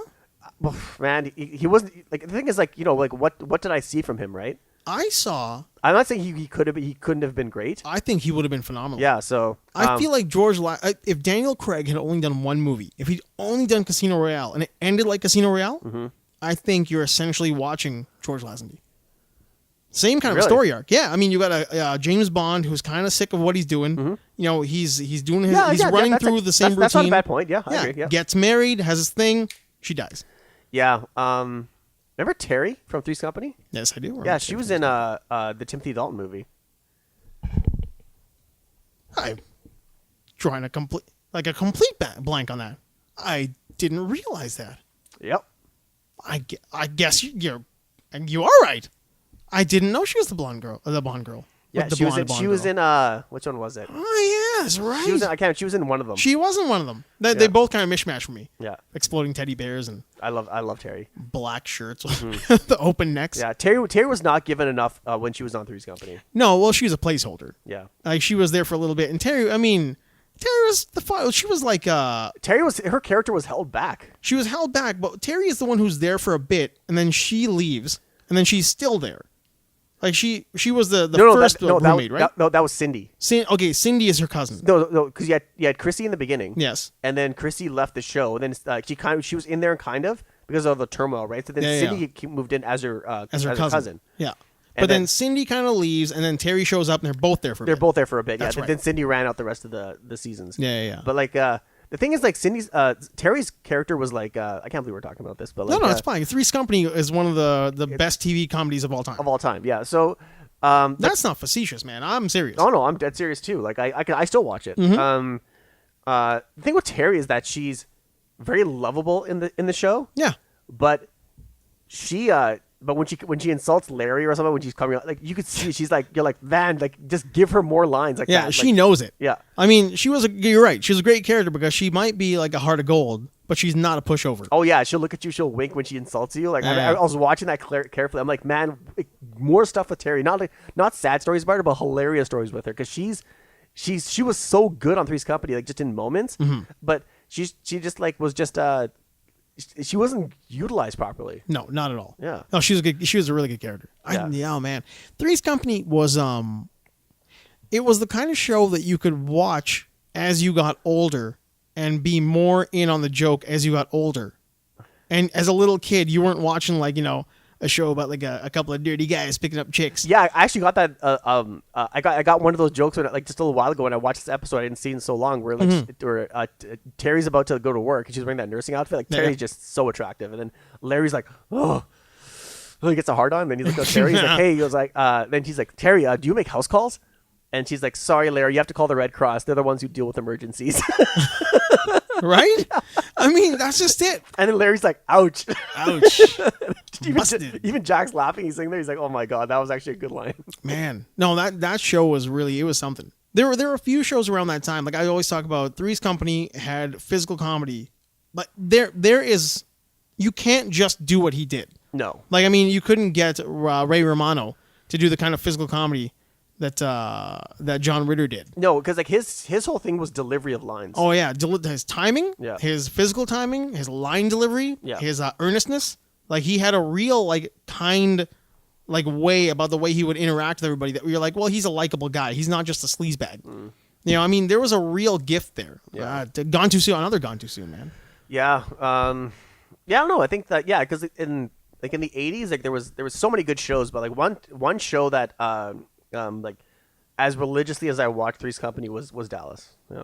Oh yeah, we've gone through that. We've gone through that rabbit hole quite. But Dallas is probably like it should still be like the benchmark of what I guess like nighttime soap operas. Yeah. Like the night soaps is the benchmark of that. Even dramatic storytelling. Yeah, it's crazy. Like it's just you could root for any character you wanted to.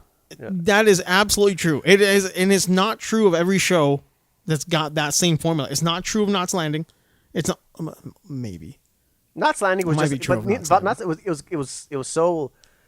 I'm not saying it did this intentionally, but it was so watered down compared to like. Oh yeah, totally. Yeah, like Dallas. Totally. Dallas swung for the fences, man. Dallas, it was like just chop it. It was clear cutting a forest, as strong as it was day one. As it was on day 100. Yeah, it's like Sauron when he was punching people. It's like exactly, just bodies in the air. Yeah, just bodies in the air. It was the Sauron of nighttime soap operas. Yeah, like Dallas was really good. Yeah, it was. It had an impact on culture. You know, I don't think I might have mentioned it here before. Barney Miller. Mm-hmm. You could take Barney Miller. And it's a comedy. It's a comedy about 5 cops in a police precinct, and you never really leave the precinct. No. Like every now and then you go to Barney's house. They were terrible at their jobs. Huh? They were terrible at their jobs. Like they were good at their jobs. No, but like saying like there's no point to leave. They were like whatever. Yeah, well, yeah. I mean, the whole thing exists within the precinct. Mm-hmm. But you could take any script from that show from 1970 whatever it was, 74, 75 when it started, to 83, 84 when it ended. You could go through any script and put it into 2020, and it's relevant today. Yeah, that's true. It was very well written. Incredibly well written. Yeah. Incredibly well written. It went from like everything from having a black cop dealing with black crime to white cops knowing not how to deal with black crime with a black partner, to gay cops, to straight cops, to women in the workforce, to homelessness. How do cops deal with homelessness compassionately? Compassionate policing, aggressive policing.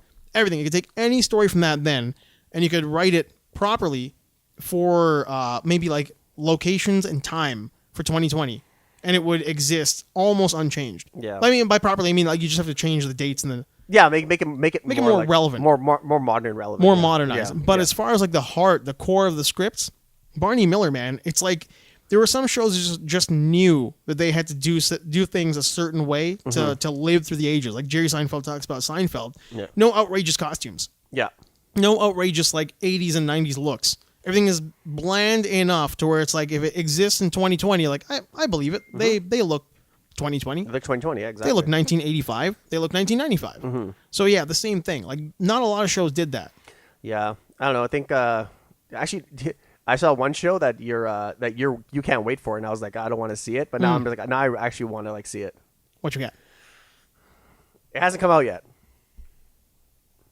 A TV show. Yes. Oh, series. Okay, it's a series. It's a TV show. It's a series that I can't wait for. You were saying that, yeah, man. This is gonna be great. Is it Fast and Furious the series? No. Oh, I don't know.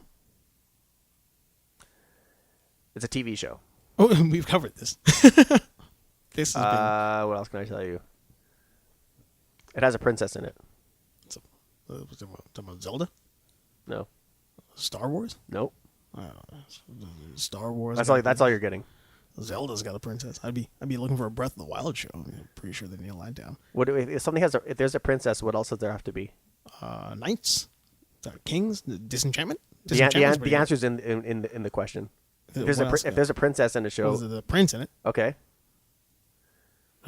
Charming, Prince Charming. Nope. I'm honest to God, I have no idea. I had a lot of sugar in the last day or two. Wait a minute, let's see. It was Halloween last night, and I had the kids over. Let's see. Do you have it anywhere here?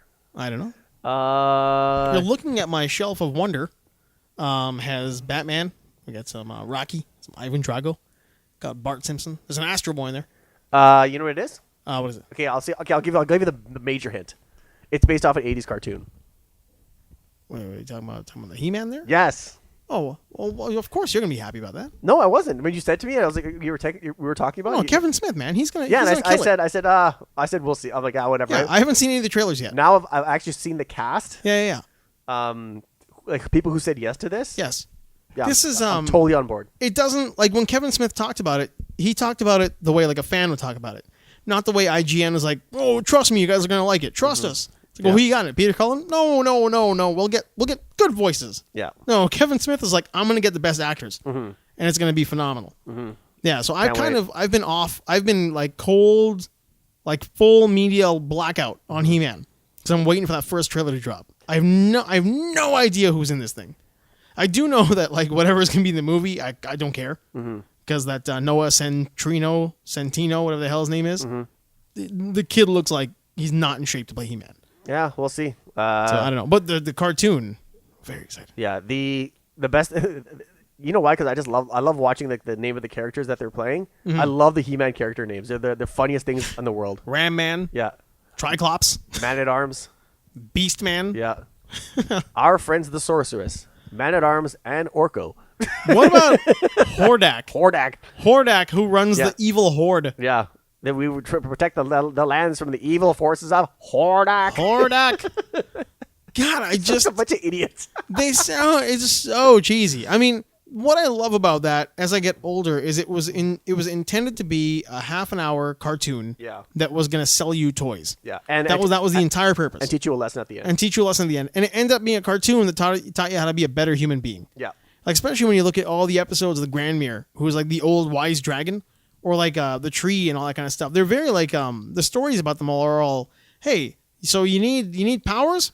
Go murder that guy for a second. It's like when you go up there and they're like, I can't murder him. He's a nice person. You're not supposed to hurt people who are kind. Yeah. It's like you come back and it's like couldn't do it. He's a nice guy. It's like now you get the gift. Exactly. It's like all of them. They were all morals. Everything had a moral to the story. Yeah. There's Prince Adam, Beast Man, Ram Man, Whiplash, Granomir, Grandmere the dragon. Yeah. Man at Arms, Cringer, Skeletor.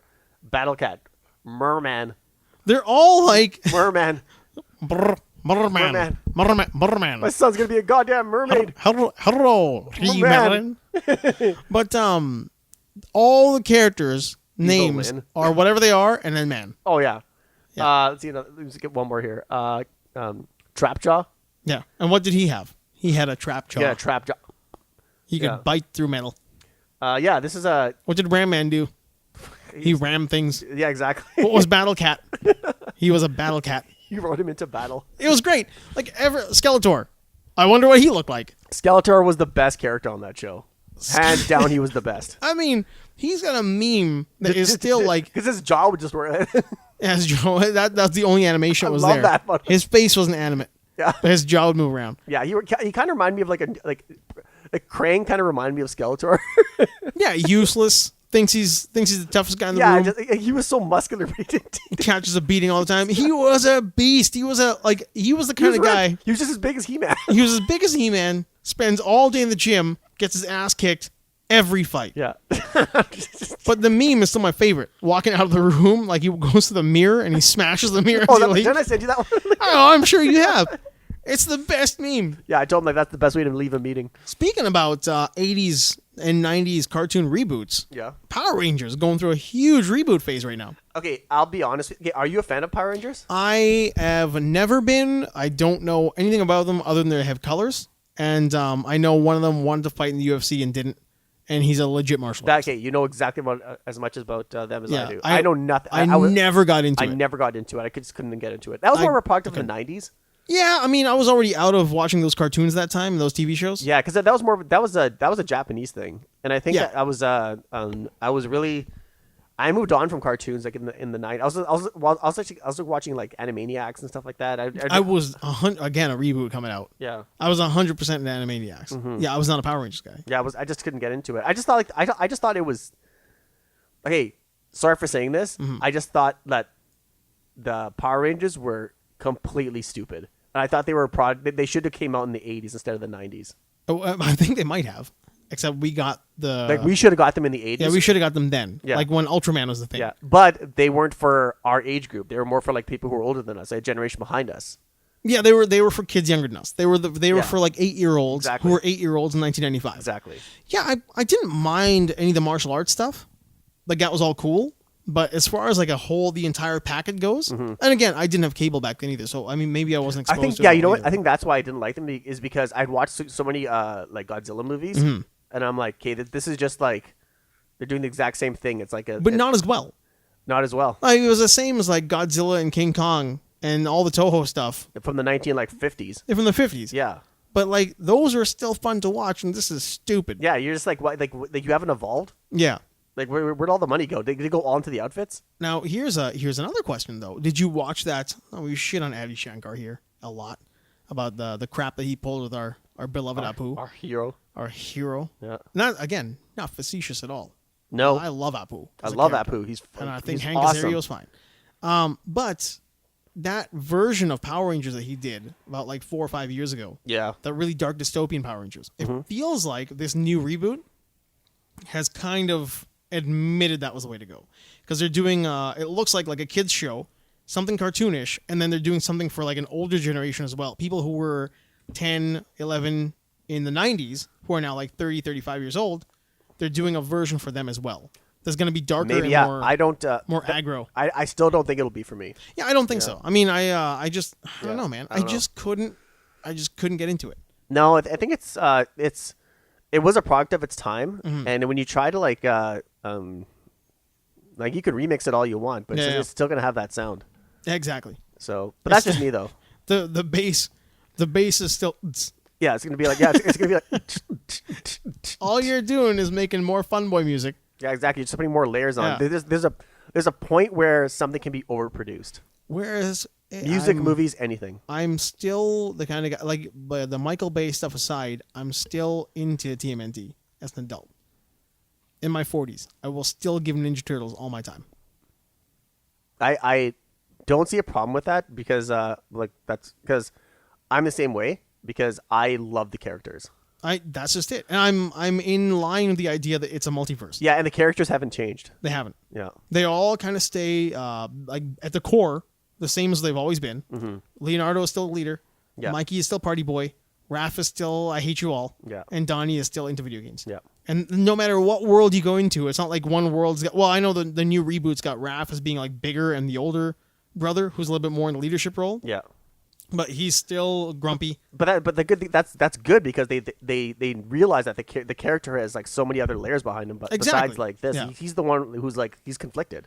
He's conflicted. But what I do love, and he's been that guy since like day one of the comic. Yeah, he's always been the same character. What I do like about it is that every now and then a portal opens up and goofy 80s TMNT pops out. Yeah. They're like, what is going on with these grumpy looking dudes? Mm-hmm. It's like they're all just surfer losers. Yeah. Meeting a new version of themselves. Like, I like that it's a multiverse. I can even forgive the Michael Bay stuff in that situation. Yeah, they were. It's just sadly they were. Michael Bay got their hands on them, but I hear the second one wasn't all that bad. I don't know. I didn't see any of them. Yeah, I wasn't really. I haven't. But I heard the second one was a different guy, a different director. And he was like a very big fan. That's very Trumpy. He's a bigly fan of the old TMNT, and he tried to put as much 80s flavor as he could into it. That's good. But it was too little, too late. Like that was already. He tried to Bumblebee it, but he didn't. It wasn't done. That's exactly right. Yeah. Bumblebee kind of like won me over. I thought Bumblebee was awesome. From beginning to end, I was on board. Even Optimus Prime stuff. I'll say this: Bumblebee wasn't even a great Transformers movie. It was just a good movie. That's a good action movie. It was a great action movie. That's a really good point. Which I can't say a lot of. It was a good modern day action movie. Yep. Which you can't say that about majority of movies that are out there right now. Yeah, right. I mean, it's really hard to say that about. I can't anyway. No, I mean, even things that tried, like Atomic Blonde tried, and I was like, That's a guilty pleasure for me. Yeah, but I mean, at the same time, it's just, for me, it's like just part of the formula. Great soundtrack. Excellent soundtrack. I like the way it was shot and the way and the music. Yeah. I don't understand the physics, the physiological physics of Charlize Theron fighting two guys at the same time. I need her to be super powered. Yeah. The same way I would need I just don't. It didn't obviously it didn't cut away. I'm not doubting her as an actress or like her physical capabilities. It's just that you're like, it was just, you had to like really like take your suspension of disbelief, which just went to overdrive. Okay. So let's just say, just in the fighting sequences, in a movie, in a fighting movie, it's Kevin Hart fighting The Rock. The Rock is gonna mop up the floor with Kevin Hart. Yeah. Well, he's smaller. First of all, I will not see that movie. Well, yeah, I don't care. I don't even care if Christopher Nolan. I don't even care if Christopher Nolan directs it. I'm not gonna see that movie. I will definitely watch it 2 times because of the guilty pleasures. But there is something to be said about skill, having all the skill in the world, Bruce Lee level skill, and eventually you're just like, that guy's too big. Like, that dude is too big for you to fight. Yeah, I think like that's what I don't like about those movies. Colombiana had the same problem. Colombiana was actually not a bad movie in general, but I can't believe this 85-pound girl, or even a man at 85 pounds, 5'2", 85 pounds, knocking around a guy who's 225 pounds, clearly a mercenary. Yeah, I don't buy it. Like if I was in that movie, you still wouldn't buy it. Yeah, if you're in the movie. If I played that character, yeah. Okay, you have a guy who's like 170 pounds who, who's going around trying to fight mercenaries. Yeah. I would be kicked out of Hollywood. That'd be my last Hollywood movie. That's another problem with me, is when you've got movies where a dude is just like, he's just a guy who works in a paint shop. Yeah. He's got like a couple of classes of YMCA karate. And all of a sudden he's a mercenary murderer. Yeah, I don't buy that. Yeah, I think with Atomic Blonde, is I kind of wish they kept the fighting to a minimum, but amped up the shooting. There you go. Yeah. You know what did a great job? That would have been more believable. A great job of the same thing, of like a very competent female mercenary that always gets overlooked, is The Long Kiss Goodnight. Yeah. Always. That's what it's called, right? Samuel L. Jackson and Gina Davis. Great movie. Rennie Harlan directs that one. Rennie Harlan. Yeah. Rennie Harlan. Darling of the 90s. Die Hard 2. Die Hard 2, Rennie Harlan. Cliffhanger, Rennie Harlan. Yeah. Oh, God. Cliffhanger is so good. But you look at that, and it's like, that is just, she's like a murder machine. Yeah. But you're exactly right. It's like she attacks physically when she knows that she has an edge. Yeah. So it's either like a crowbar to the head, or, the butt of the gun to the back of the neck thing. Yeah, because it is substance over style. It is. Yeah. It's absolutely, whatever you want to say about Rennie Harlan. Yeah. But that guy made a wonderful movie. Oh, yeah. That was a great when movie. she needs to shoot, she shoots. When she needs to blow up a propane tank, because I can't fight 6 guys. That propane tank explodes. Exactly. I'll murder 6 guys. Yeah, because I feel like I can take style over substance. I can take that. Like, that's not a big deal, right? Yeah. But it has to be like something I'm into. Yeah. Like when there's other movies that it's just like it's all flash and there's nothing, but it's just it just, well, like that's where they spend all the money, but it's just gutted from the story's gutted.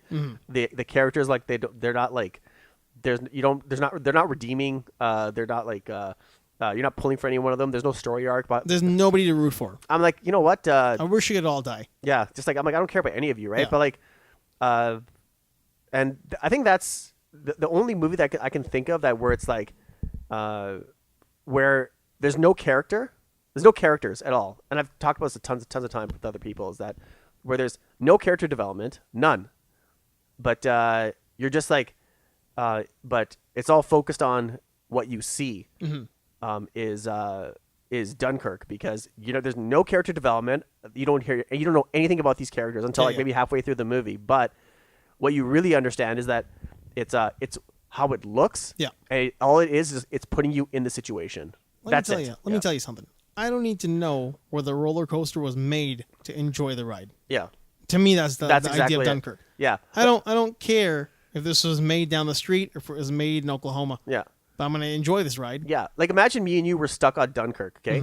And we know the Nazis are after us, right? I don't know you. Yeah. You don't know me. You don't know me. We don't know each other. But do you think we'd be having this conversation about, like, so what do you got waiting for you at home? Got a little girl? Got a little patch of land back in the south? No, that's character development in a stupid movie. Exactly. That's character development from a movie that needs you to know more. I'd be like, who's the dame in that photo, bro? Yeah, we're gonna die tomorrow. Yeah, put the photo away and get your hand on the gun. Yeah, if we don't die tomorrow, we're gonna die today because we're gonna get bombed. That is why, like, that's a great point, man. Like, you don't always need to develop a character. Like, I don't need to have those. This happens a lot in TV more than it does in movies because TV needs to, like, drag the time out, right? You'll have stupid characters or smart characters do stupid things to advance the plot. Walking Dead, every episode, you're going to have a highly intelligent character do incredibly stupid things to advance the plot. Yep. Always happens, which is why I can't watch that show. It's stupid as hell. Mm-hmm. Or you'll have two characters in like a nail-biter sequence of events stop to make out. Yeah. Or stop to talk about, where they are in their relationship. Because, like, you've got to do that shit. So I think now you've trained an audience to expect that bullshit. So when they watch a movie like Dunkirk, like, well, where was the character development? No, you're exactly right. It's like nobody talked about the girl they had waiting for him back home. No, movies. No, people have been spoiled. They've been dumbed down. Yeah, and they're afraid to try something new, or when they see something they don't. If they're like, oh, there's no character development. Oh, that means the movie is shitty. No, that's not what the intention is. If you actually watch the movie's about like. People always want to lose themselves in a movie. That's the goal. Like, imagine if you were in that situation. And then they'll say something stupid like, well, what about Saving Private Ryan? And like, what about different events? What about different movie? What about different creator, different director, different style? Yeah. How about you enjoy this for what it is? Yeah, then go, enjoy that for what it is. Yeah, like, a movie like... If there was a movie that came out that was kind of like Saving Private Ryan, everyone would be like, this is a poor man Saving Private Ryan. What are you trying to accomplish here? You're exactly right. The second you bring character development to it, they'll tell you how another movie did it better. Exactly. Goddamn Rotten Tomatoes. Yeah. That's what it is. Yeah, if you want to see, which movie was shot better? Yeah. Okay, then I can make the argument, like, look at Dunkirk. Every shot is you could frame it. Yeah, every frame of film you could pull from that movie, you could put on a wall. Yeah, like Saving Private Ryan is a great movie. But for me, it's like, after we talked about this, after the first act, I was just, I checked out. I was like, I'm done. I can't watch it again. I haven't gone back and I haven't watched it for the first time. So you I haven't gone back. We just talked about this. Oh, yeah, that's right. Yeah, I have not seen Saving Private Ryan yet. It's a very well made movie. I have no doubt. I've got no doubt. Yeah, the first 10 minutes are fucking hard to watch. Yeah, I mean, that's what everybody says. Not anymore, but time. Yeah, but like because everyone knows about, like, because the thing is, like, you're telling a story about something that really happened, right? Yes. So like they did a good job of putting you in the driver's seat of like, holy shit, this is what. But after that happens, you're just like you're like, hey, was this real or not? Like you made an excellent point right there. Yeah, that right there is probably why I don't go back and watch it, which is why I have a hard time with that. Yeah, I don't like to invest time in movies that are telling me about an actual event that may or may not have that may or may not alter history or have an impact in real history if the event didn't really happen. Yeah, like I had a hard time with The Butler.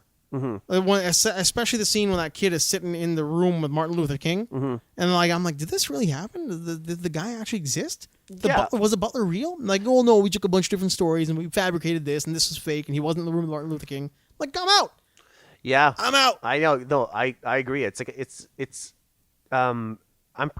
was Saving Private Ryan, was it based on a true story? No, I think it's based on like a couple of different actual stories of like people going to like get people out. Yeah. But like I don't think to anything to that extent. I don't think the extent of going beyond enemy lines during like major historical drama happening. Yeah. I don't believe that happened. Yeah, because I think for me anyway, I could say I would that first scene is amazing. But after that, if I still want to watch, if I was like, okay, no, today I'm going to watch a war movie, right? Yeah. After that, I could just turn it off and watch something else. Thin Red Line. Yeah, I watched Thin Red Line. I'll go back and watch. Or I could watch Apocalypse Now. Apocalypse Now. I would watch Thin Red Line just for that music, just for the soundtrack. Oh yeah, it's amazing. Hans Zimmer. Yeah. I remember when they did the first trailer for Man of Steel. Nobody knew anything about Man of Steel yet, but they used I can't remember what it's called, but they used the main theme of Thin Red Line for Man of Steel. And like I was sold, man. I was like right away, I'm like, oh my god, they did it. They made it like a Thin Red Line Man of Steel. It's gonna be incredible. Hey. No wonder you love that movie. Yeah, I'm a huge fan. Yeah. Probably top one movie of all time. And then I saw it and I was like, well, it's like a turd that was frozen and then ice grew over the turd, but like it got warm so it polished down. You're like, this is pretty. And then you sound like it melted and became a turd. That's like an angry video game nerd. I don't know, maybe. Shout out to the angry video game nerd too. Yeah, shout out to the angry video game nerd. I love that guy. Shout out to, and this is like nothing to do with us at all, but I watched a few more episodes. I've been watching a lot of his podcast lately, his show. Michael Rosenbaum's got that Inside of You with Michael Rosenbaum. Oh yeah. He's really good, man. He is kind of like the less loud, I guess, bombastic version of Joe Rogan. Like Joe Rogan gets a lot of people on he wants to learn from. Rosenbaum gets a lot of people on who are creatives that he's either worked with or wants to work with, or has like desires to see their career grow, and he brings those people on and he talks to them about like basically Hollywood kind of stuff, and how they navigate the industry. But it's always insightful. He really gets like the best out of the people he knows, people who he doesn't know. They see that, I think, and they want to be on his show. Oh, okay. And get more of themselves as well. Yeah. He is very good at his little corner of podcasting. Have you kept up with Joe Rogan's podcast? Yeah, it's one of the regular ones that's on. It's still It's still good. Still good. Yeah. I haven't watched. It's just a little wet. It's still good. I still haven't watched it since he made the move. Yeah, it's good, man. I mean, it's the same show. He's just in a different place. That's all. Okay. He's in Texas now, right? Yeah. I think he's in Austin. Yeah. Yeah. It's the same show, man. That is definitely the place to be. What do they call this place? The place to be. The place to be. This is the place to be. Get a little pool table and. Hey, what's your favorite Hulk Hogan match? My favorite Hulk Hogan match? Yeah. Oh, fuck. I mean, This is for anybody who doesn't know. This is a joke that I make, and it clicked into my head the other day. I thought I would ask you. Oh my God! You know what mine is? I have so many, man. Hulk Hogan matches? Yeah. Mine is Macho Man versus Ricky Steamboat, because Hulk Hogan had no good matches. Oh. Hulk Hogan had little moments he was a part of, and the other person in the ring made it better. Hulk Hogan always sucked. He always will suck. Okay, I'm sorry. I know. That's my no, that's actually a good point. I would say that my favorite. I guess I would have to say, during WrestleMania 3 when he fought Andre the Giant. Andre the Giant. When he slammed him. Yeah. And then. You mean when Andre got up in the air and let Hulk Hogan pretend to slam him? But Hulk Hogan lost that one, right? No, Hulk Hogan wins that. Where's the one where he was passing the torch? No, where was that one where he was a pin, but he pulled up, but the ref didn't see it and he tapped him out? You got to know this. Oh man, I think that it was called, like, people were saying that was unfair that he lost the title because of it. I think that was like a SummerSlam or something. I can't remember. Honest to God, I can't. No, I remember Andre the Giant being on top of him. I feel like I've blocked out so much because I was never a Hulk Hogan fan. Yeah. So I don't care enough to remember, but I feel like that was maybe like what's his name? That's a great way to attack the point. Yeah. Absolutely, right? And that was clinical. That was very clinical. That was very cold. I feel like that was either a Big John Studd or that was a King Kong Bundy. Yeah. One of those ones. Because he has Big John Studd as WrestleMania 1. It definitely wasn't Big John Studd. No, it wasn't Big John Studd? No, it was someone huge. Then it was probably what's his name? It wasn't Typhoon or Earthquake. Yeah, that's what I was going to go to. Earthquake. It wasn't that. But Earthquake had more with Ultimate Warrior than he did. Yeah, he wasn't that big sumo wrestler. Yokozuna? It wasn't Yokozuna. Yokozuna. I can't remember who it was, but that one where because I just remember we were kids, and we were at Sandy's cousin's house, and we were like a bunch of us. Who else was really big back then? Big Boss Man is big. Hakeem, the American Dream, One Man Gang. He was a big one who used to do all the time. Yeah. Could have been him. No, I can't remember who it was. For real, like I should know this because like I should know my wrestling, but like I can't stand Hulk Hogan so much. Like I've never been a Hulk Hogan fan. No, that's fair. I probably like. I don't like him either. He's a number because when we were a kid, he was like a superhero, obviously, right? Mm-hmm. But I was too young and stupid to know any better. But like you're just looking at them, you're like, wow, it was just it was a perfect storm of like size, being naive and just noise, seeing this these larger than life characters, and but Hulk Hogan, it was just it was the story that drove him, but the wrestling was just awful. I would see him do that thing where they punch him and he falls, and they punch him and he falls and falls and falls, and he looks up and he doesn't sell. Yeah, and he would do that stupid face where he like breathes hard. Yeah. Like that, and then it's like, and then he's like, he looks at the crowd, and then in a slow motion punch to the other person. Like I'm like, God. I was like, this is all, and then his leg drops were just like, nothing's happening with those leg drops, man. He had no pin. He the 5 moves of doom. That was his thing. Like everybody makes fun of the Cena thing, but like none of his moves did anything. Yeah, like the thing is that he's like, whether the story was fake or not, like they were all fake. Like, well, they're all fake, but saying like that, scripted entertainment, but. Vince McMahon is right. He created Hulk Hogan. 100%. 100%. Hulk Hogan can't take credit for anything. You have. No. It's like, did you earn all of your accolades through your wrestling your wrestling abilities? No. He sold, like, he polished a turd. Yeah. And he sold to the crowd. The carnival barker, right? Yeah. He went out there and he told them, like, there's a 3-headed man back there. Exactly. You need to see the 3-headed man. Yeah, like Andre the Giant was like a giant. He had something going for him. He could rest on his old laurels. What's his face? Ric Flair, mouth. Best way to do it. And like, he took his beatings. He sold it in the ring. Yep. Everything. That guy's like a legend. He's number one. He's my number one of all time. I think he's definitely on the Mount Rushmore. For me, I don't know if I can put him in. I've always been an Andre guy. Mm-hmm. So for me, I've always had Andre as like the first face on Mount Rushmore. Yeah, me too. But I think Rick is number 2. If I had to put 4 people on the Mount Rushmore, I would put Andre the Giant. Yeah. I would put Ric Flair. Yeah. I would put Stone Cold Steve Austin. Mm-hmm. And Georgie Animal Steel. No. Oh shit! Actually, what else do I put up there? Fuck it! I put Macho Man Randy Savage up there. I always struggle with number 3 and 4. Yeah, I struggle with number 4. Yeah. I always struggle with number 3 and 4. But for me, it's always Andre and Ric Flair. Mm-hmm. Andre and Ric Flair are always up there. Yeah, number 1 and number 2 for sure. Mm-hmm. And then I can never decide who number 3 and 4 is. Bret Hart's always up there for me sometimes. Oh shit! Never mind. No, number 4 is Bret Hart. Yeah, for me, Bret Hart is always kind of like, why did I put Bret Hart up there? Like, if I had to build like a perfect team, Bret Hart has to be on there because when you look at his wrestling skill, forget about the mic. He wasn't like great on the mic. He was entertaining enough when he had his... But I think that's why he belongs up there because just from a wrestling standpoint, who did it better than him? Nobody. There were very few people who could move. Maybe Mr. Perfect, yeah. Maybe Mr. Perfect, you're right. But when you look at like the technical like wrestling entertainment style, there are very few people who could do what Bret Hart did. Yeah. Like it's size, strength. Mm-hmm. He was a total package wrestler. Yeah, I would also argue who else you could put up there is Shawn Michaels. Mr. WrestleMania. Yeah. Like, say what you will about Shawn Michaels, but you could easily say like Andre the Giant, Ric Flair, Bret Hart, Shawn Michaels. Yeah. That's your Mount Rushmore. That's your Mount Rushmore, and then after that, the guys who are at the bottom, I'd put like Undertaker, The Rock. The Rock's not the greatest wrestler, but man, that guy was just horrible wrestler. But in-ring entertainer. Entertainer? Yeah. There's very few who can do what he did. Yeah. So those are mine. Yeah. Yeah.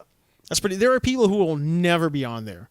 Who's your top 5? Who are huge. Who's your top 5? Top 5 of all time, or top 5 who would never be on there? Top 5 who would never be on there. Oh my god. I mean, you could probably put Ultimate Warrior on there. Yep. I don't think he'd be a Mount Rushmore guy. No. I think entertainment so the way I look at the Mount Rushmore is did the crowd love him? Mm-hmm. Were they able to deliver like either a gimmick or skill? Mm-hmm. Mic work for sure. Yeah. And not just like, I know Ultimate Warrior had the mic work in a way, like it's weird, like Hulk Hogan. Like, it's fun to listen to, but like that's all you think of. But like a monosyllabic buffoon. Yeah, exactly. That's it, right? Yeah, like he was like this guy's. It's not like that was awesome. You're just like that was crazy. That was crazy. Yeah. So I would say like you've probably got like Ultimate Warrior on there for sure. The American Dream, Hakeem the American Dream, definitely. Unfortunately, even though he is super well liked in real life, I don't think guys like Kamala would be on there. No. Like there are certain people who wouldn't be on there, which is weird because like Rikishi is essentially like a similar gimmick. Or not Rikishi. Who was the other Samoan for a little while? Umaga had a similar gimmick. That's right. Yeah, but he was incredible. Mm-hmm. He was awesome, right? So there are certain people who won't be on there. Yeah, there's JBL. Say what you will. Thumbs down. Fart sound would never be on there. I think the top 5 guys I would say who would not be on the Rushmore, but like who would be right at the guys who would like drive them if they had to go anywhere would be Ultimate Warrior. Yeah. Macho Man. Wouldn't be on there. I guess I'd probably actually no. Yeah, Macho Man would still pull up. I think I might put him up there. Macho Man could easily get on there. Yeah. So, but I would say Ultimate Warrior, Undertaker, The Rock, just because of entertainment value. We're definitely doing different lists here. You mean guys who are in your top but wouldn't be on Mount Rushmore? Exactly. Yeah. Okay. So, these guys after the top. So this is my bottom 5. Okay. Of my top 10. Of your top 10. Yeah. I get you. Okay. So just in the ring when I just could not wait to see them.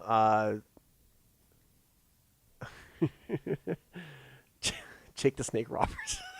Jake the Snake is incredible. Yeah. Jake the Snake deserves to be on the top 10 list. Yeah, and I'd have to go with Rick Martel. That was my Rick Martel's pretty great. Yeah. There's one name that you There's so many, but I'm like, this is the ones that come to my mind. But like on the Mount Rushmore, for me, who I always see him up there, but I always put somebody else who I like maybe a little bit more. Mm-hmm. Like on a personally, kind of like, like Bret Hart is Canadian. Yeah. But like we always seem to forget how amazing Dusty Rhodes was. Dusty Rhodes. Everybody forgets. Mm-hmm.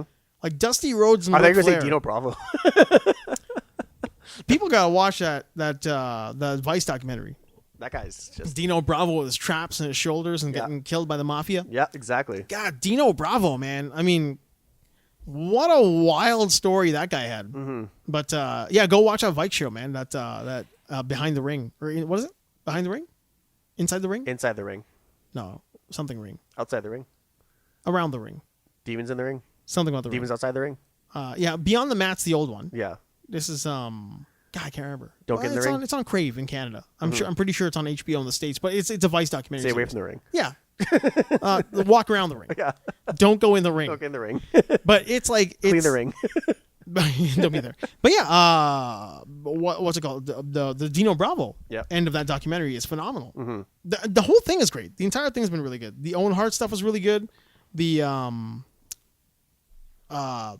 Chris Benoit part, the 2-part, it is brutal. Yeah. It's a brutal one, man, because it goes into like the Chris Benoit and the Eddie Guerrero and all the stuff that like these guys go through. Yeah. When you think before there's any real look at brain injury and caring about that kind of stuff or giving a shit, like the same kind of thing could happen to any one of these guys now, but like the science is there where they take care of these guys. They make sure they go through like concussion protocols. There's a lot of things happening, and not just from the company, but other wrestlers out there who look at each other and say, hey man, like I got a guy who can help you out, and I got this who can help you out. Make a fucking phone call if you feel like something's not right with you. Like there's a lot more going on personally with these guys these days too, right? Where they take care of each other a lot more. Actually, another person I'd have to put in the top 5 if I had to take someone out would be Razor Ramon. Wow, Razor Ramon's really good. Yeah. Razor Ramon is really good too, man. Yeah. Razor Ramon, he had a wild career where like this is a guy who teams up with guys like the Ultimate Warrior. He's wrestled around the Sting and all those cats. Yeah. And like back when he was huge, like Razor Ramon was like bodybuilder level Magnum PI.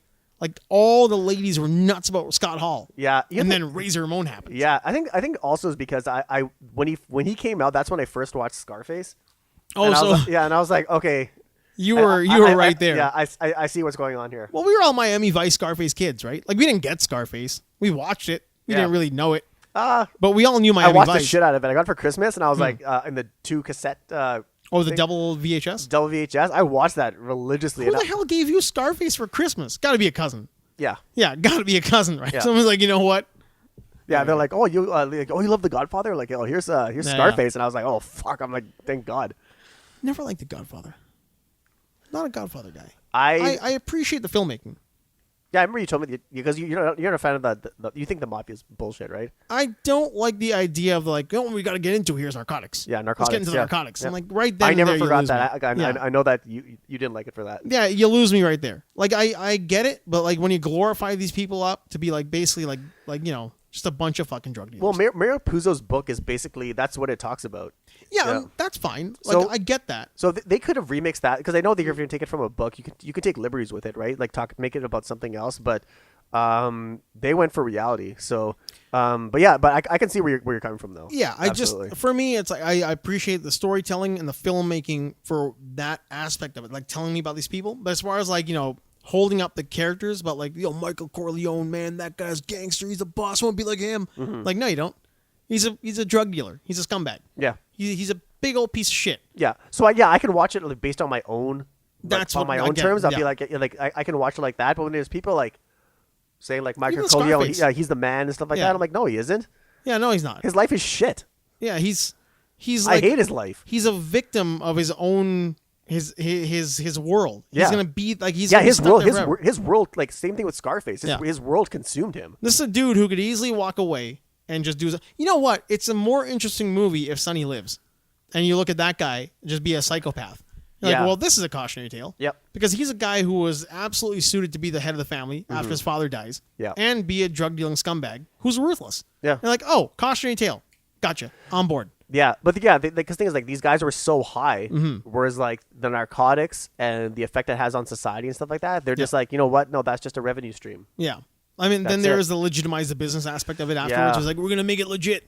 It's like too little too late. You could have walked away from the beginning. Yeah, exactly. You could have walked away. Yeah. Get your girlfriend. You got your army shit. Go be a drill sergeant somewhere. Yeah. The one thing I did like about The Godfather was that especially 1 and 2 was that it like I didn't. Well, only 1 and 2. Yeah, it's like you can not give a shit about Michael. That's it, right? But Sonny, Fredo, like all the other characters, they're done so well and they're so well written. They're just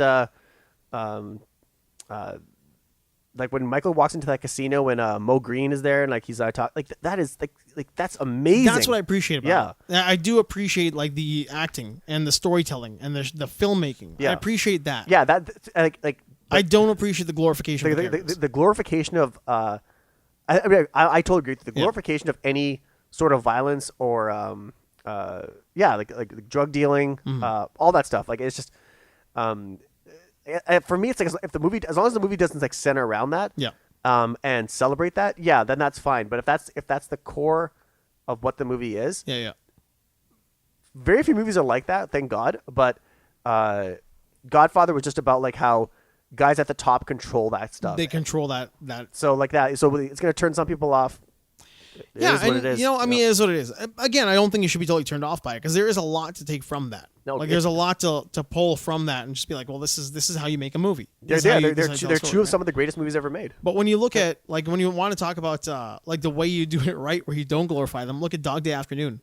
Like Dog Day Afternoon is the perfect counterpoint, using like two of the same actors too, right? Is the perfect counterpoint to The Godfather. Yeah, got two guys who like want to rob a bank and make some money, and then watch our lives just go to shit. Yeah. We'll watch our life just fall apart. Yeah, different kind of like different like universes, I guess, or different. Different trains of thought. But like, I totally agree. Like, this is what a life of crime really is. Yeah, because I think that's what Godfather shows you. It's like like the drug war that was going on. It was run by these guys. Yeah. And this is their viewpoint on it. It's a business. Well, American Gangster does a really good job of showing you what it is.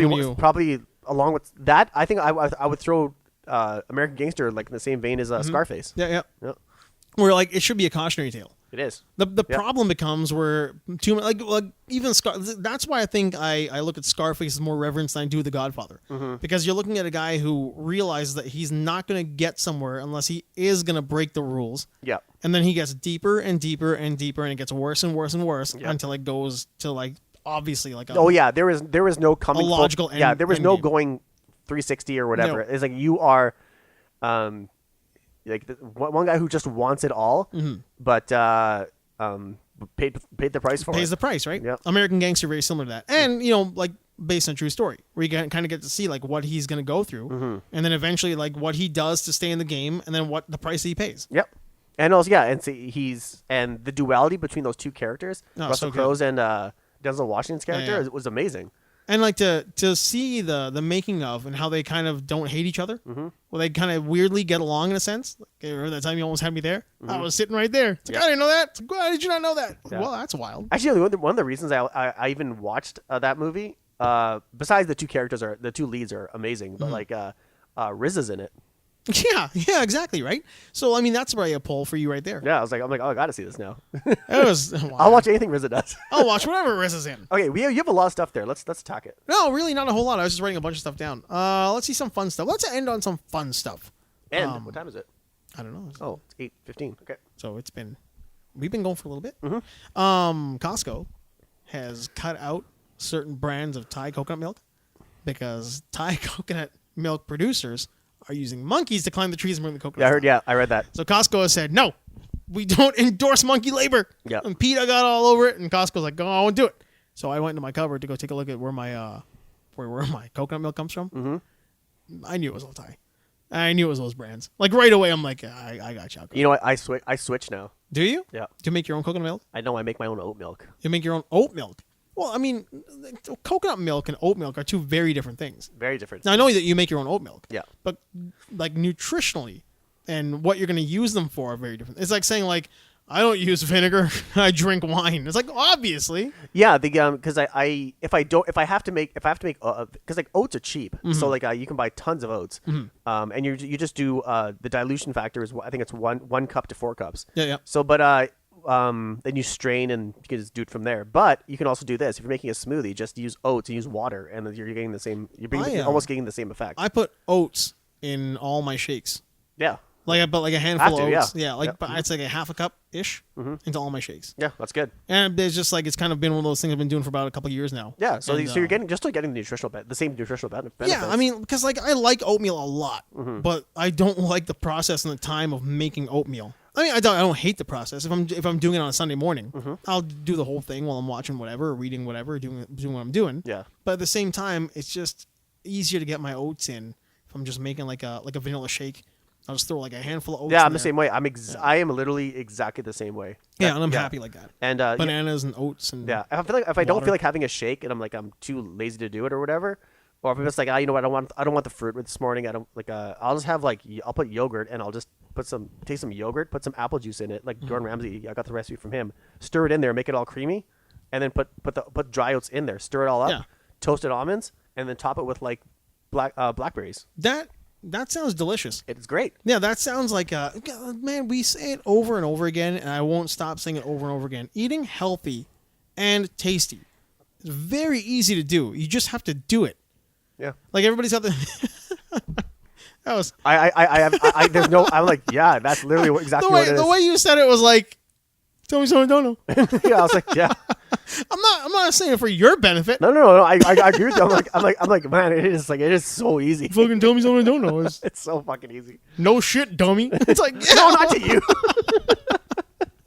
It's brilliant. God damn you. No, but it's the truth though. I mean, like that's why I keep saying it over and over again. Most of the people who we know personally know this. Like they know the idea that like eating healthy is not hard to do, and having a tasty healthy meal is very easy to do as well. But it just seems like now more than ever, it needs to be a reinforced idea.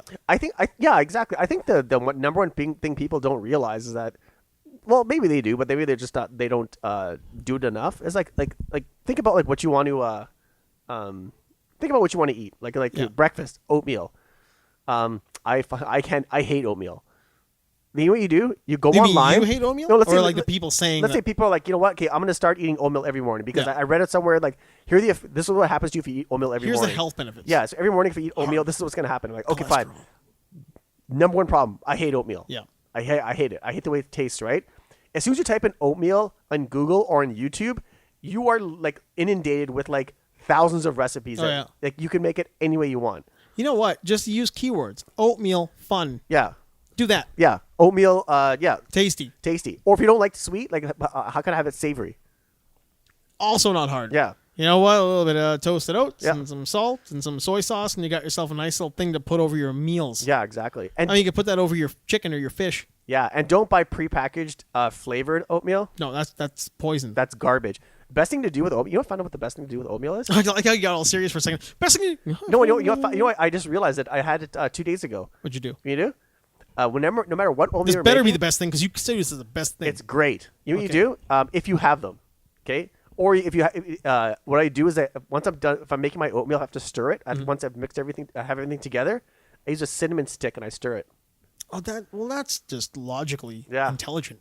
That's just the smart thing to do. It's great. I mean, that is like the thing you do when you just a smart guy. Yes, cinnamon is my favorite spice. Cinnamon is it's so good for all the things it does for you, like health benefits wise. But if you want something kind of sweet but not too sweet, or you don't want to use too much sugar, like you just put a little bit of cinnamon in there, and it just activates your taste buds the way that gets the sugar. Yeah, and once you're done stirring with put a little bit of salt in there, and it enhances all the flavors. Oh, in it. It's really good. No, it's really tasty. Cinnamon is so it's a multifaceted spice. Yeah, multifaceted. Yep. These are like smart guy words. Faceted. I think I said facetious twice today. Yeah. Facetious. Yeah. And then just put some little bit of butter and some sliced apples in there, and then you're good to go. Man, apples, cinnamon, oatmeal, milk, and raisins. that right there is just like heavenly. Yeah, and then you have that in the morning, and you're good to go until like after lunch. If you like savory, put a little bit of butter on top. Well, pat, yeah, like a little square off your butter stick and put that in there. Mm-hmm. And eat around that, so you're getting the savoriness of the melting butter. So many good things to eat, man. Yep. Eating a lot of taro root these days. That's good for you. It's been a staple of our diet since I was like a toddler. Before I can remember, my parents ate it. Yeah, taro root actually helps you sleep better too. It helps you sleep better. It's great for your testosterone. Mm-hmm. It's good for everything. But I've been eating a lot more lately because like Walmart's got them. Yeah. And they've got good ones, so I always go pick one up. It's almost replaced potatoes for my like starch, with meat starch. Really? Yeah, it's way more than ever. Usually we would eat maybe like once a month, maybe like before this year we maybe have it like once a year even. Mm-hmm. Very rarely Yeah. because it just wasn't there. But then all of a sudden Walmart started carrying it all the time, and because we used to eat it so much, now it's like right back in. So it's right back in there all the time. Oh, okay. Yeah. Yams, taro, cassava, all these things are incredibly good for you. Mm-hmm. Energy levels and sleep, like I said. Yeah, it does. It totally helps you sleep. Yeah. Yeah. Oh, you know that Vega Restore protein drink I was telling you about? Yeah. We talked about it last episode. Yeah, I think we talked about it last one. Either the last one or the one before. Yeah, it's 3 milligrams per serving, not 3 grams per serving. If it was 3 grams per serving, I think it would have knocked me on my. Yeah, you'd be sleeping. Yeah. You'd be out cold. Yeah, but when I was one day, I was like, okay, you know what? I worked out in the evening. I'm just gonna try. I'll try it. It tastes like strawberry and chocolate dirt, but That's yeah, appetizing. Yeah. So, but you know, protein shakes for me they don't have to taste good because they're just a fuel source, right? Well, they serve a purpose. Yeah, exactly. Yeah. And so I just I was in bed. I was reading Akira Volume 4. Akira. And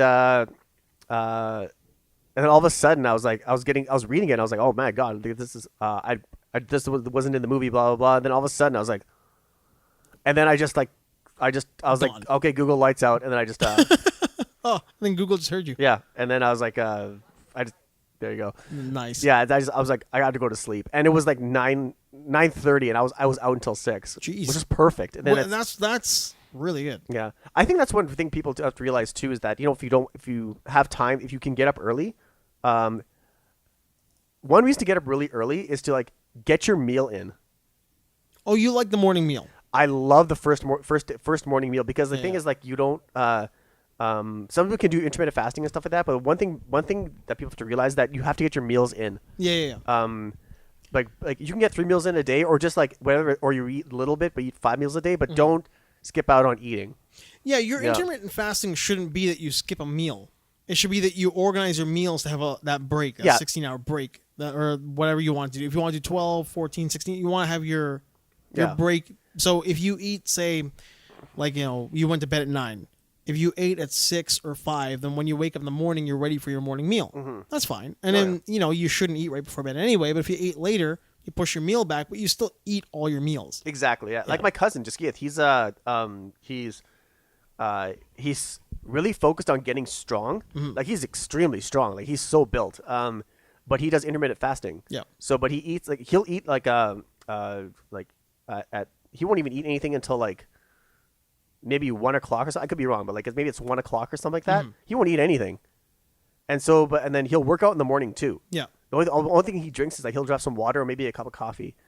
And then see, that's my school of thought. Yeah, so then but he'll go until like after his workout, he still will not eat anything, but he'll eat at maybe 1 or something like that. Mm-hmm. And then he eats it, then he'll wait until he might even he might even implement a second workout, and then he'll eat at like 9 or something like that, right? And then he doesn't when eat he until eats his big meal. And then exactly. Then he won't eat until like 1 o'clock the next day, and so like he's conditioned his body to do that, and that's what it is. Yeah, so that's incredible. It's not for everybody. No, it's not. Because like I can relate to what he does, but I've told that to other people who said the same thing. Where it's like I couldn't do that. I go nuts. I get hangry. Mm-hmm. It's like, but you're right. It is not for everybody. But he's conditioned himself to do that. Yeah. So he can exist in that space with no problems. Yeah, which is great. Like I wish it's not like I wish I could do that, but I'm just like that's awesome. Well, it's good if it works for you. It's great. Yep. Yeah, if it works, it's really good. Yeah, some people can't fit in meals. They're just like I can't eat that time. I can't force this food down. But everyone's different. So. Yeah, I'm a big believer in conditioning yourself to work a certain way, but at the same time, there are certain types of eaters who who claim they have to have this much right now. Like we said it last episode too, where it's like I gotta have my 8 eggs as soon as I work out. I was like that. Remember I told you I said the same thing. I was like I have to eat. I do have to eat this much because I think I'm gonna run out. Yeah. I'm gonna hit the wall if I'm going biking for 3 hours. I'm going biking for 2 hours or something like that, right? I think that's different though. But it's that, I guess, that fear of hitting the wall and then getting your blood sugar to go down. Then you're just like, oh, then you're gonna weak. drag. You're like, no, or I have to feel like, no, I have to have this much protein in the morning. I have to, the carbs have to kick in at this time, whatever it is, right? But like, in my mind, some people are just babies about it though. Like, I mean, that could be a personal, like, an issue that I've got. It could be taken to like way too far. It could be taken way, but I think some people do take it way too far. Yeah. I think some people get almost this weird obsession with like, if I don't eat now, it's not gonna be this, it's not gonna be that. And you're like, man, you could. You're being a baby about it. Yeah, because and then plus a lot of people don't educate themselves on like, that's like a big when do they actually need to eat, right? Yeah. So and it goes all the way from like people who are training and they're like, you know what, I have to have this, I have to eat this at this point, then stop here, work out this point, whatever, right? Yeah. Then it goes all the way to the people other side where people are like, they read they see what they read on the news. They're like, oh, Dr. Ross said I should do this, but like, oh, well, number one, don't listen to Dr. Yeah, Ross. like, oh, like, yeah, I can't eat carbs and stuff like that. I'm like, yeah, you can't eat carbs because like you don't work out. Yeah, exactly. Yeah, like I mean, look, taking care of yourself and eating well and being healthy and being strong and all that you can modify anything to fit your needs. But there are, like I said, there are some people who maybe have fast metabolism. They have to eat a certain way because they will drop. Yeah. They will hit that wall, whatever. They got to have like a handful of nuts and all that kind of stuff. Then there are these weird obsessives who go out there and they tell you they have to do a certain way, and they don't do that way. It's not going to work out, and you don't know any better. And it's like, well, you're just being a baby about it. Yep. But whatever. I mean, that's a personal rant. Thing, That's a personal rant. A rant that I've got about those people. I love a good train wreck. That was on there. Some broad was writing into one of those like Dear Anne or Ask Larry columns about her sister had a baby with a 17-year-old boy, and the whole thing was just a train wreck. The sister is 35 and the kid is 17, and she's like, should I get involved? And then the Ask Larry guy was like, no, you walk away, your sister dug a grave, let her lay in it. And I was like, yeah, man, that's a honey boo boo thing, man. That is definitely a honey boo boo thing. But reading about it again, that comes back to my idea of like junk food, right? I ingest a certain amount of junk food because I think you need to. Like when it comes to that kind of input, you have to ingest a certain amount of like detestable input to keep yourself sharp. Because if you don't, you're just, it becomes like confirmation bias, right? I had that yesterday, and I was like, what did you have? I had 2 Hershey's chocolate bars. Oh, I don't mean actual junk food. That was Halloween yesterday. Yeah, and I had I mean shit data. I know, and I had 2 packets of small packets of Skittles. You took it so literally. Yeah, I was like, I had to eat something when I was watching a movie. Well, and I ran out of popcorn, so I was like, I gotta eat this. Oh, it was Halloween. Yeah. I mean, you had to eat that stuff. It was right there. Did you have a lot of kids? Did you do Halloween? Did you allow No, we people didn't to do it knock this on your year. door? No. Yeah. I was conflicted, man, because I love Halloween. Yeah. I mean, I love Halloween. So this year we decided not to because, my mom's in shape, but she's younger. Yeah. I've got family members who I speak to and interact with on a regular basis who are all like 70 plus. Yeah. There was a lot of kids out, though. I saw a lot of kids. So I was worried. So I didn't turn the lights on. There was one kid in my street. I saw one kid walk down the street, and then we had my buddy's kids come over. So I hid candy all around the house, and they're maniacs. They're like 3 and 5, so they ran around looking for the candy. And that was our Halloween. One kid, man. One kid walked down the street. I think the best thing you can do is make Halloween special for like for the children. Yeah, so they'll have a Halloween memory because Halloween memories are the reason why Halloween is still popular. Yeah, and that's what I felt like I did. Yeah, I hid all this crap around the house. They came over and they wanted me to just like start pouring candy in their bag. I told them that they were going to get 1 piece of candy each. And they looked super sad. I was like, because there's candy hidden all around Casa La Sabes. And you have to look for it. And then it was just a gong show, man. There was like feet and arms and legs and kids jumping off of beds and looking for stuff. And that was a lot of fun. That's awesome. Yeah, so I really enjoyed that. Yeah, because Halloween is one of those few things that's actually enjoyed as much, if not more, than adults than kids. Oh, yeah. Yeah. Everybody likes Halloween. Halloween will never die. Halloween's huge. If you don't like Halloween, you're one of those people who I think doesn't have a soul. Yeah. I can't be friends with you. I'm like, what? What on October 31st? We're gonna be doing separate things because I'm gonna be doing. I'll deep dive into Halloween. Yeah. No, I forgot. Yeah. I love The Witcher got rid of their Nilfgaardian armor for season 2.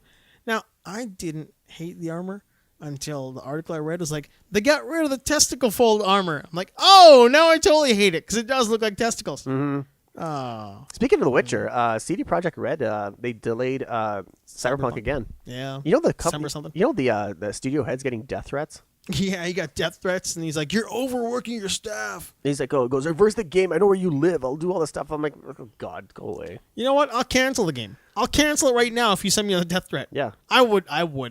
I'd be a vindictive studio head if I had the power to cancel a game because somebody sent me a death threat. I'd send them a direct registered mail. Well, yeah, back. his reply was like, he goes, "Don't send me." He's like, don't send death threats. He's like, "What are you like? Yeah, but like, what are you 5?" They are. They're emotionally stunted human beings. But also, it's also like there's people who just want to get their voice out there. Like, oh, you got the attention of CD Projekt Red. Wow. Yeah, wow. But even don't give him attention. Even actually, some studios are holding off on their games because they want to see what Cyberpunk does. Because they're like, there's no way. That's like they can't compete. They're like, what? They're like, we can't compete with Cyberpunk. So like, I mean, their track record is tight. Jesus Christ, yeah, they're like 6 games in of like really good content, so their track record is pretty tight. Yeah, so I think Cyberpunk could do Grand Theft Auto numbers almost. Probably. Yeah. I mean, it'll be big numbers. Oh yeah. I mean, it not only will it be big numbers because like people are anticipating it, but the second word gets out that it's actually a fun game. I mean, if it is as great as they say it is. That's the question. That's what it is, right? Yeah. If it is that good, because like remember like when Watch Dogs came out, everybody's nuts about Watch Dogs, and it was crap. Yeah. What was that one that came out, the Tom Clancy game that was open world? But it just went to crap. Yeah. You could like stand in a doorway and block people from coming into the room. Mm-hmm. Like everybody was nuts about it, and then that went to crap. Mm-hmm. So like there are great games that are highly anticipated, but then if they're shit, no one's gonna Mass Effect, whatever the hell it was, right? Yeah. The 4 Andromeda. Yeah. Like anticipated. Anthem. All crap. Mm-hmm. But I mean, very likely it won't be crap.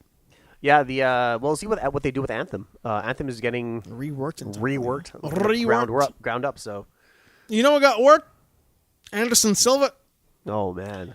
Took what a way to go out. It was rough. But at least he got the respect. Yes. From his opponents and everyone else in the UFC. No one was expecting him to win, I don't think. No. I think people expected a decision loss. Yeah. I don't think anybody expected a TKO loss. And even looking at it, it wasn't like an awful TKO. Yeah. He was clearly out. He grabbed Herbean's leg for the because he was trying to get an ankle. Yeah.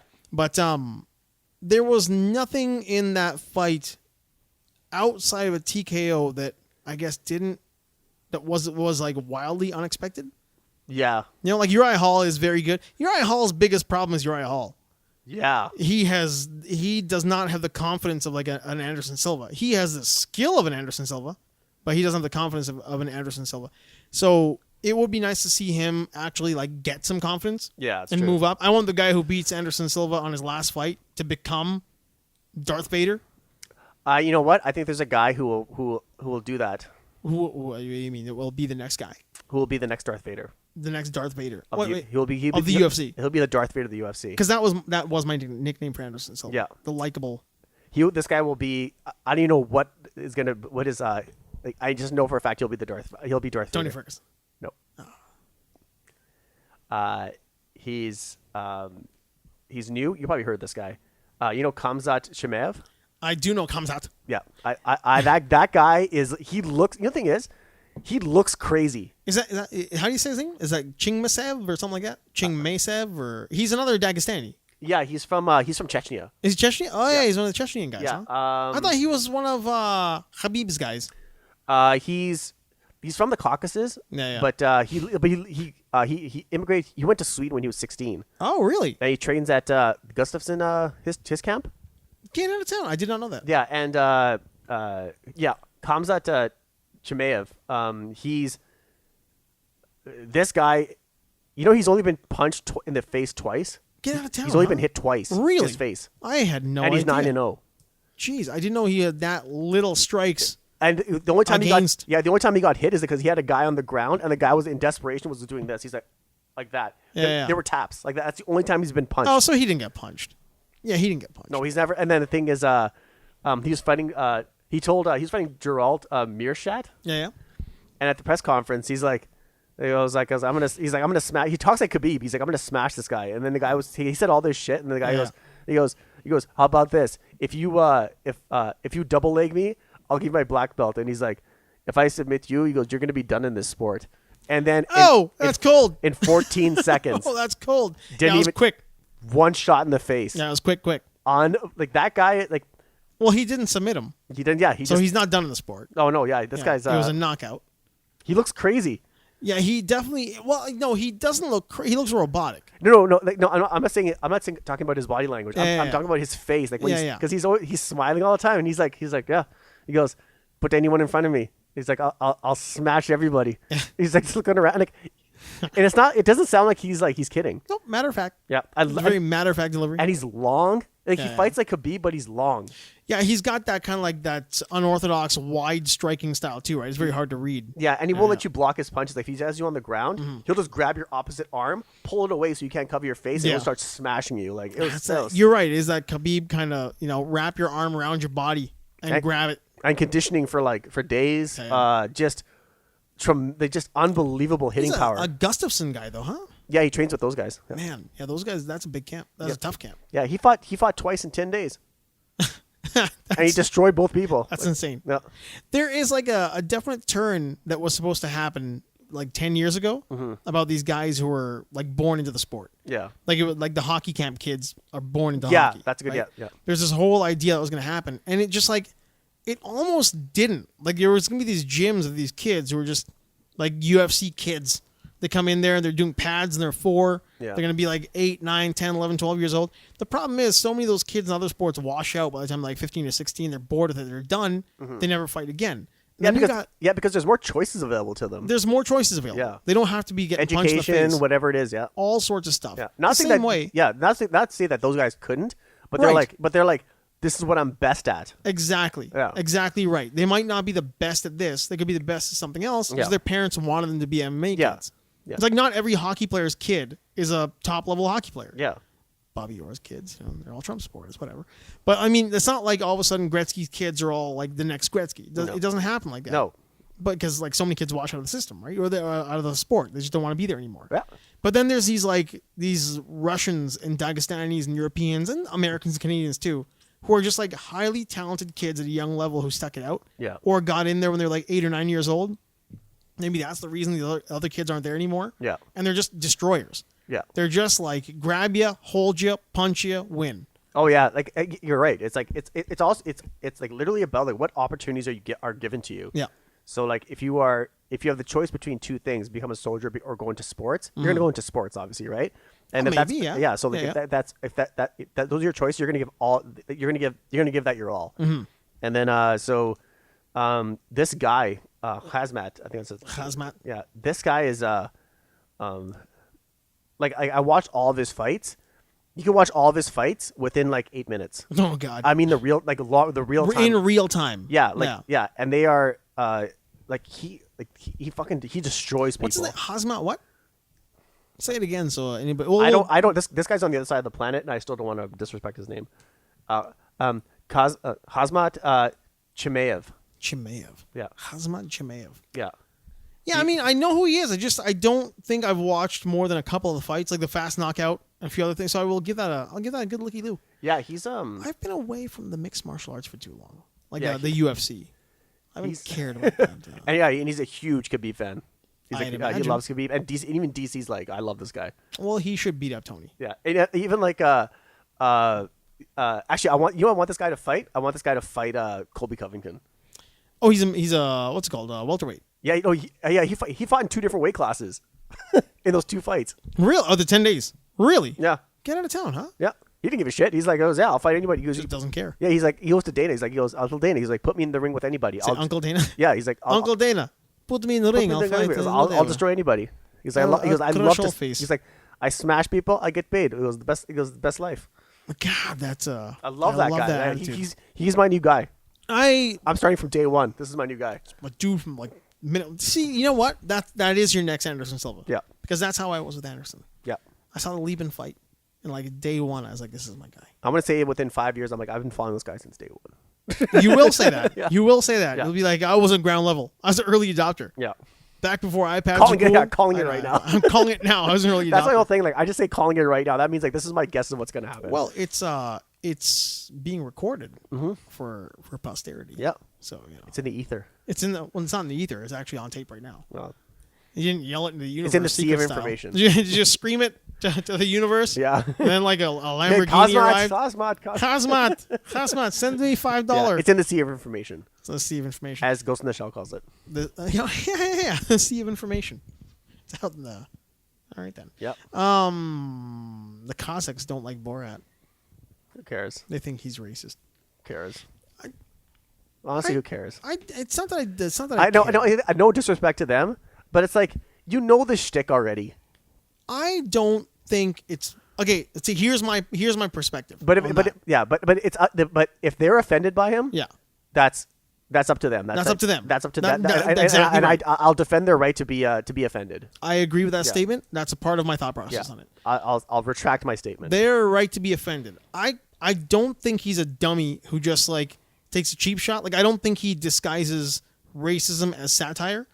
I think what he does is he creates a character that does that. And if you, as a viewer in the Western world, sees that and thinks that's what Kazakhs are, or Kazakhstan is like, I don't know if that's what they want to be called. Yeah, then you're an idiot. Then you're an idiot. Yeah.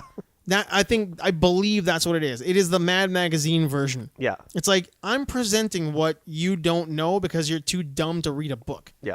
And if you believe this is what it is and I can get this one on you, it's kind of like I was reading a thing years and years ago, and it always stuck with me about con men. How con men will tell you something really not outlandish, but obviously unbelievable, but still within the realm of possibility, but definitely unbelievable. Yeah. And if you believe that, then they got you, and they can sell you anything because they've got you on the hook, and now they know who you are. If immediately you're like, no, you didn't, get out of here later, and you ignore them, well, they're just playing a game, man. They'll find somebody who's like, really? No. Oh, yeah. But really? And then now they can sell you whatever. And that's what Borat's doing. Yeah, Borat has Sacha Baron Cohen. Sacha Baron Cohen has the unique ability of bringing out the worst in people. Or bringing out who they actually really are. But using their own ignorance and their own stupidity to get them there. Yeah, and it's not like these movies came out of left field. Like, he was Ali G when he was doing these things, right? Borat's been around a long time. A long time. So, like, just because you're now getting national recognition for this because he's a worldwide star. He's made this character part of the international, like... the big brain. Big brain. Like, everyone's part of it. Everybody knows it now. So, like, I don't know. Like that's fine if you're offended by it, but realistically, you don't really have to be offended by it. You don't, because you have to understand what he's doing. Like, he's just like, we like pointing fingers in 2020 about somebody's a racist, but the truth is, like, okay, clearly he's Jewish. Sacha Baron Cohen is Jewish. And he's doing the whole thing about calling the Jewish people shapeshifters by throwing coins at cockroaches. Yeah. Right? He's not doing that to be this guy who is being racist towards Jewish people. No. He's targeting a demographic of viewers who will see that and laugh at it because they think that Borat is racist towards Jewish people. Yeah, exactly. He's calling those, because when those people tell their friends what's up, the friends are gonna be like, "You're a moron." Yeah. Yeah, he'll be, all he's doing is like is showing the, I guess, like, really exacerbating the stereotypes that people have. Exactly. That's all it is. It's like, they're the like Jewish people sometimes they're regarded as cheap, right? Like, and then they're like, then he'll play on that stereotype, but it's refreshing coming from a Jewish person. Well, it is, and it's done in a fun way. In a fun way, but it's also in a very intelligent way. Yeah, like, exactly. Like, he's not. If anybody thinks he's an idiot because the way he goes after people or does things or whatever, like he's going for a cheap shot or a shock value. Yeah, the guy is super intelligent about crafting these situations, these little moments. Yeah, to get the best response out of people that he can. Sometimes they work really well. Sometimes they don't work well. Sometimes they work too well. Yeah. That's totally true. But I don't think in this situation, personally, I don't think my viewpoint isn't so much that he's creating a situation where he can poke fun at somebody. He's presenting something, and if you fall for that, that's on you. Yeah, exactly. It's up to you to think those people are that way, or it's up to you to realize they're not that way because you're an educated human being. Exactly. And that doesn't mean that you're book smarts or whatever. It just means that you're not an ignorant idiot. Yeah, exactly. So that was like that little part there. That's okay. That's I got there. That's okay. Could happen to anyone. That's big word, man. Big. What's that? I think that's kind of it. A rooster killed a cop in the Philippines. Legitimately, a rooster. A rooster killed a cop in the Philippines. It was during a, not to laugh, that's a terrible situation. Sad. It's sad. We're not laughing at the fact that a rooster killed a cop. We're laughing at the fact that, like, a fucking rooster killed a cop. Yeah. Like, it's unbelievable. But he had a bladed thing on his foot. And he slashed his throat when he picked him up. He picked the rooster up. I guess they were dealing with a cockfight. Yeah, that was my next question. And he picked up the rooster during this raid. And slit his jugular? And the rooster was like, nah, and he just hacked at him. And he velociraptored this guy's throat. Fuck. Insane that in 2020, that's something that can kill a cop. Man, I don't know. I just think 2020 is drawing to a close, but it's been the worst year of our lives. It's the darkest timeline. It's the darkest time. I don't want to say that because, like, people have gone through, like, certain things, like someone passing away in their family or a close person that they lost or whatever like that. But as a species, this is our worst. This is the worst year in modern history. Oh, for sure, hands down. Totally is. 100%. Best way to put it. On a note to end on, don't get scammed. People, don't get scammed. A girl got scammed out of $14,000 because a guy called her and pretended to be a cop. Yeah, don't. That's bullshit. If anybody is listening to this and thinks that they're going to get a phone call from a cop or the IRS or the CRA or something to get money out of you, don't give them anything. Don't give. The only thing is, like, if they say that. Yeah, I'll say this is what I do. Okay, if I feel like being entertained, if they say that, this is we're calling from CRA, your SID number is this, and this. Or somebody has used your identity. Yeah, hanging up is considered an offense, whatever it is, right? Yeah. That's all bullshit. That's all bullshit. Okay, so, like, all you have to do, you can hang up the phone if you're bored. If you don't want to deal with it, just hang up the phone. Yep. Okay. Number 2, if you want to talk to them.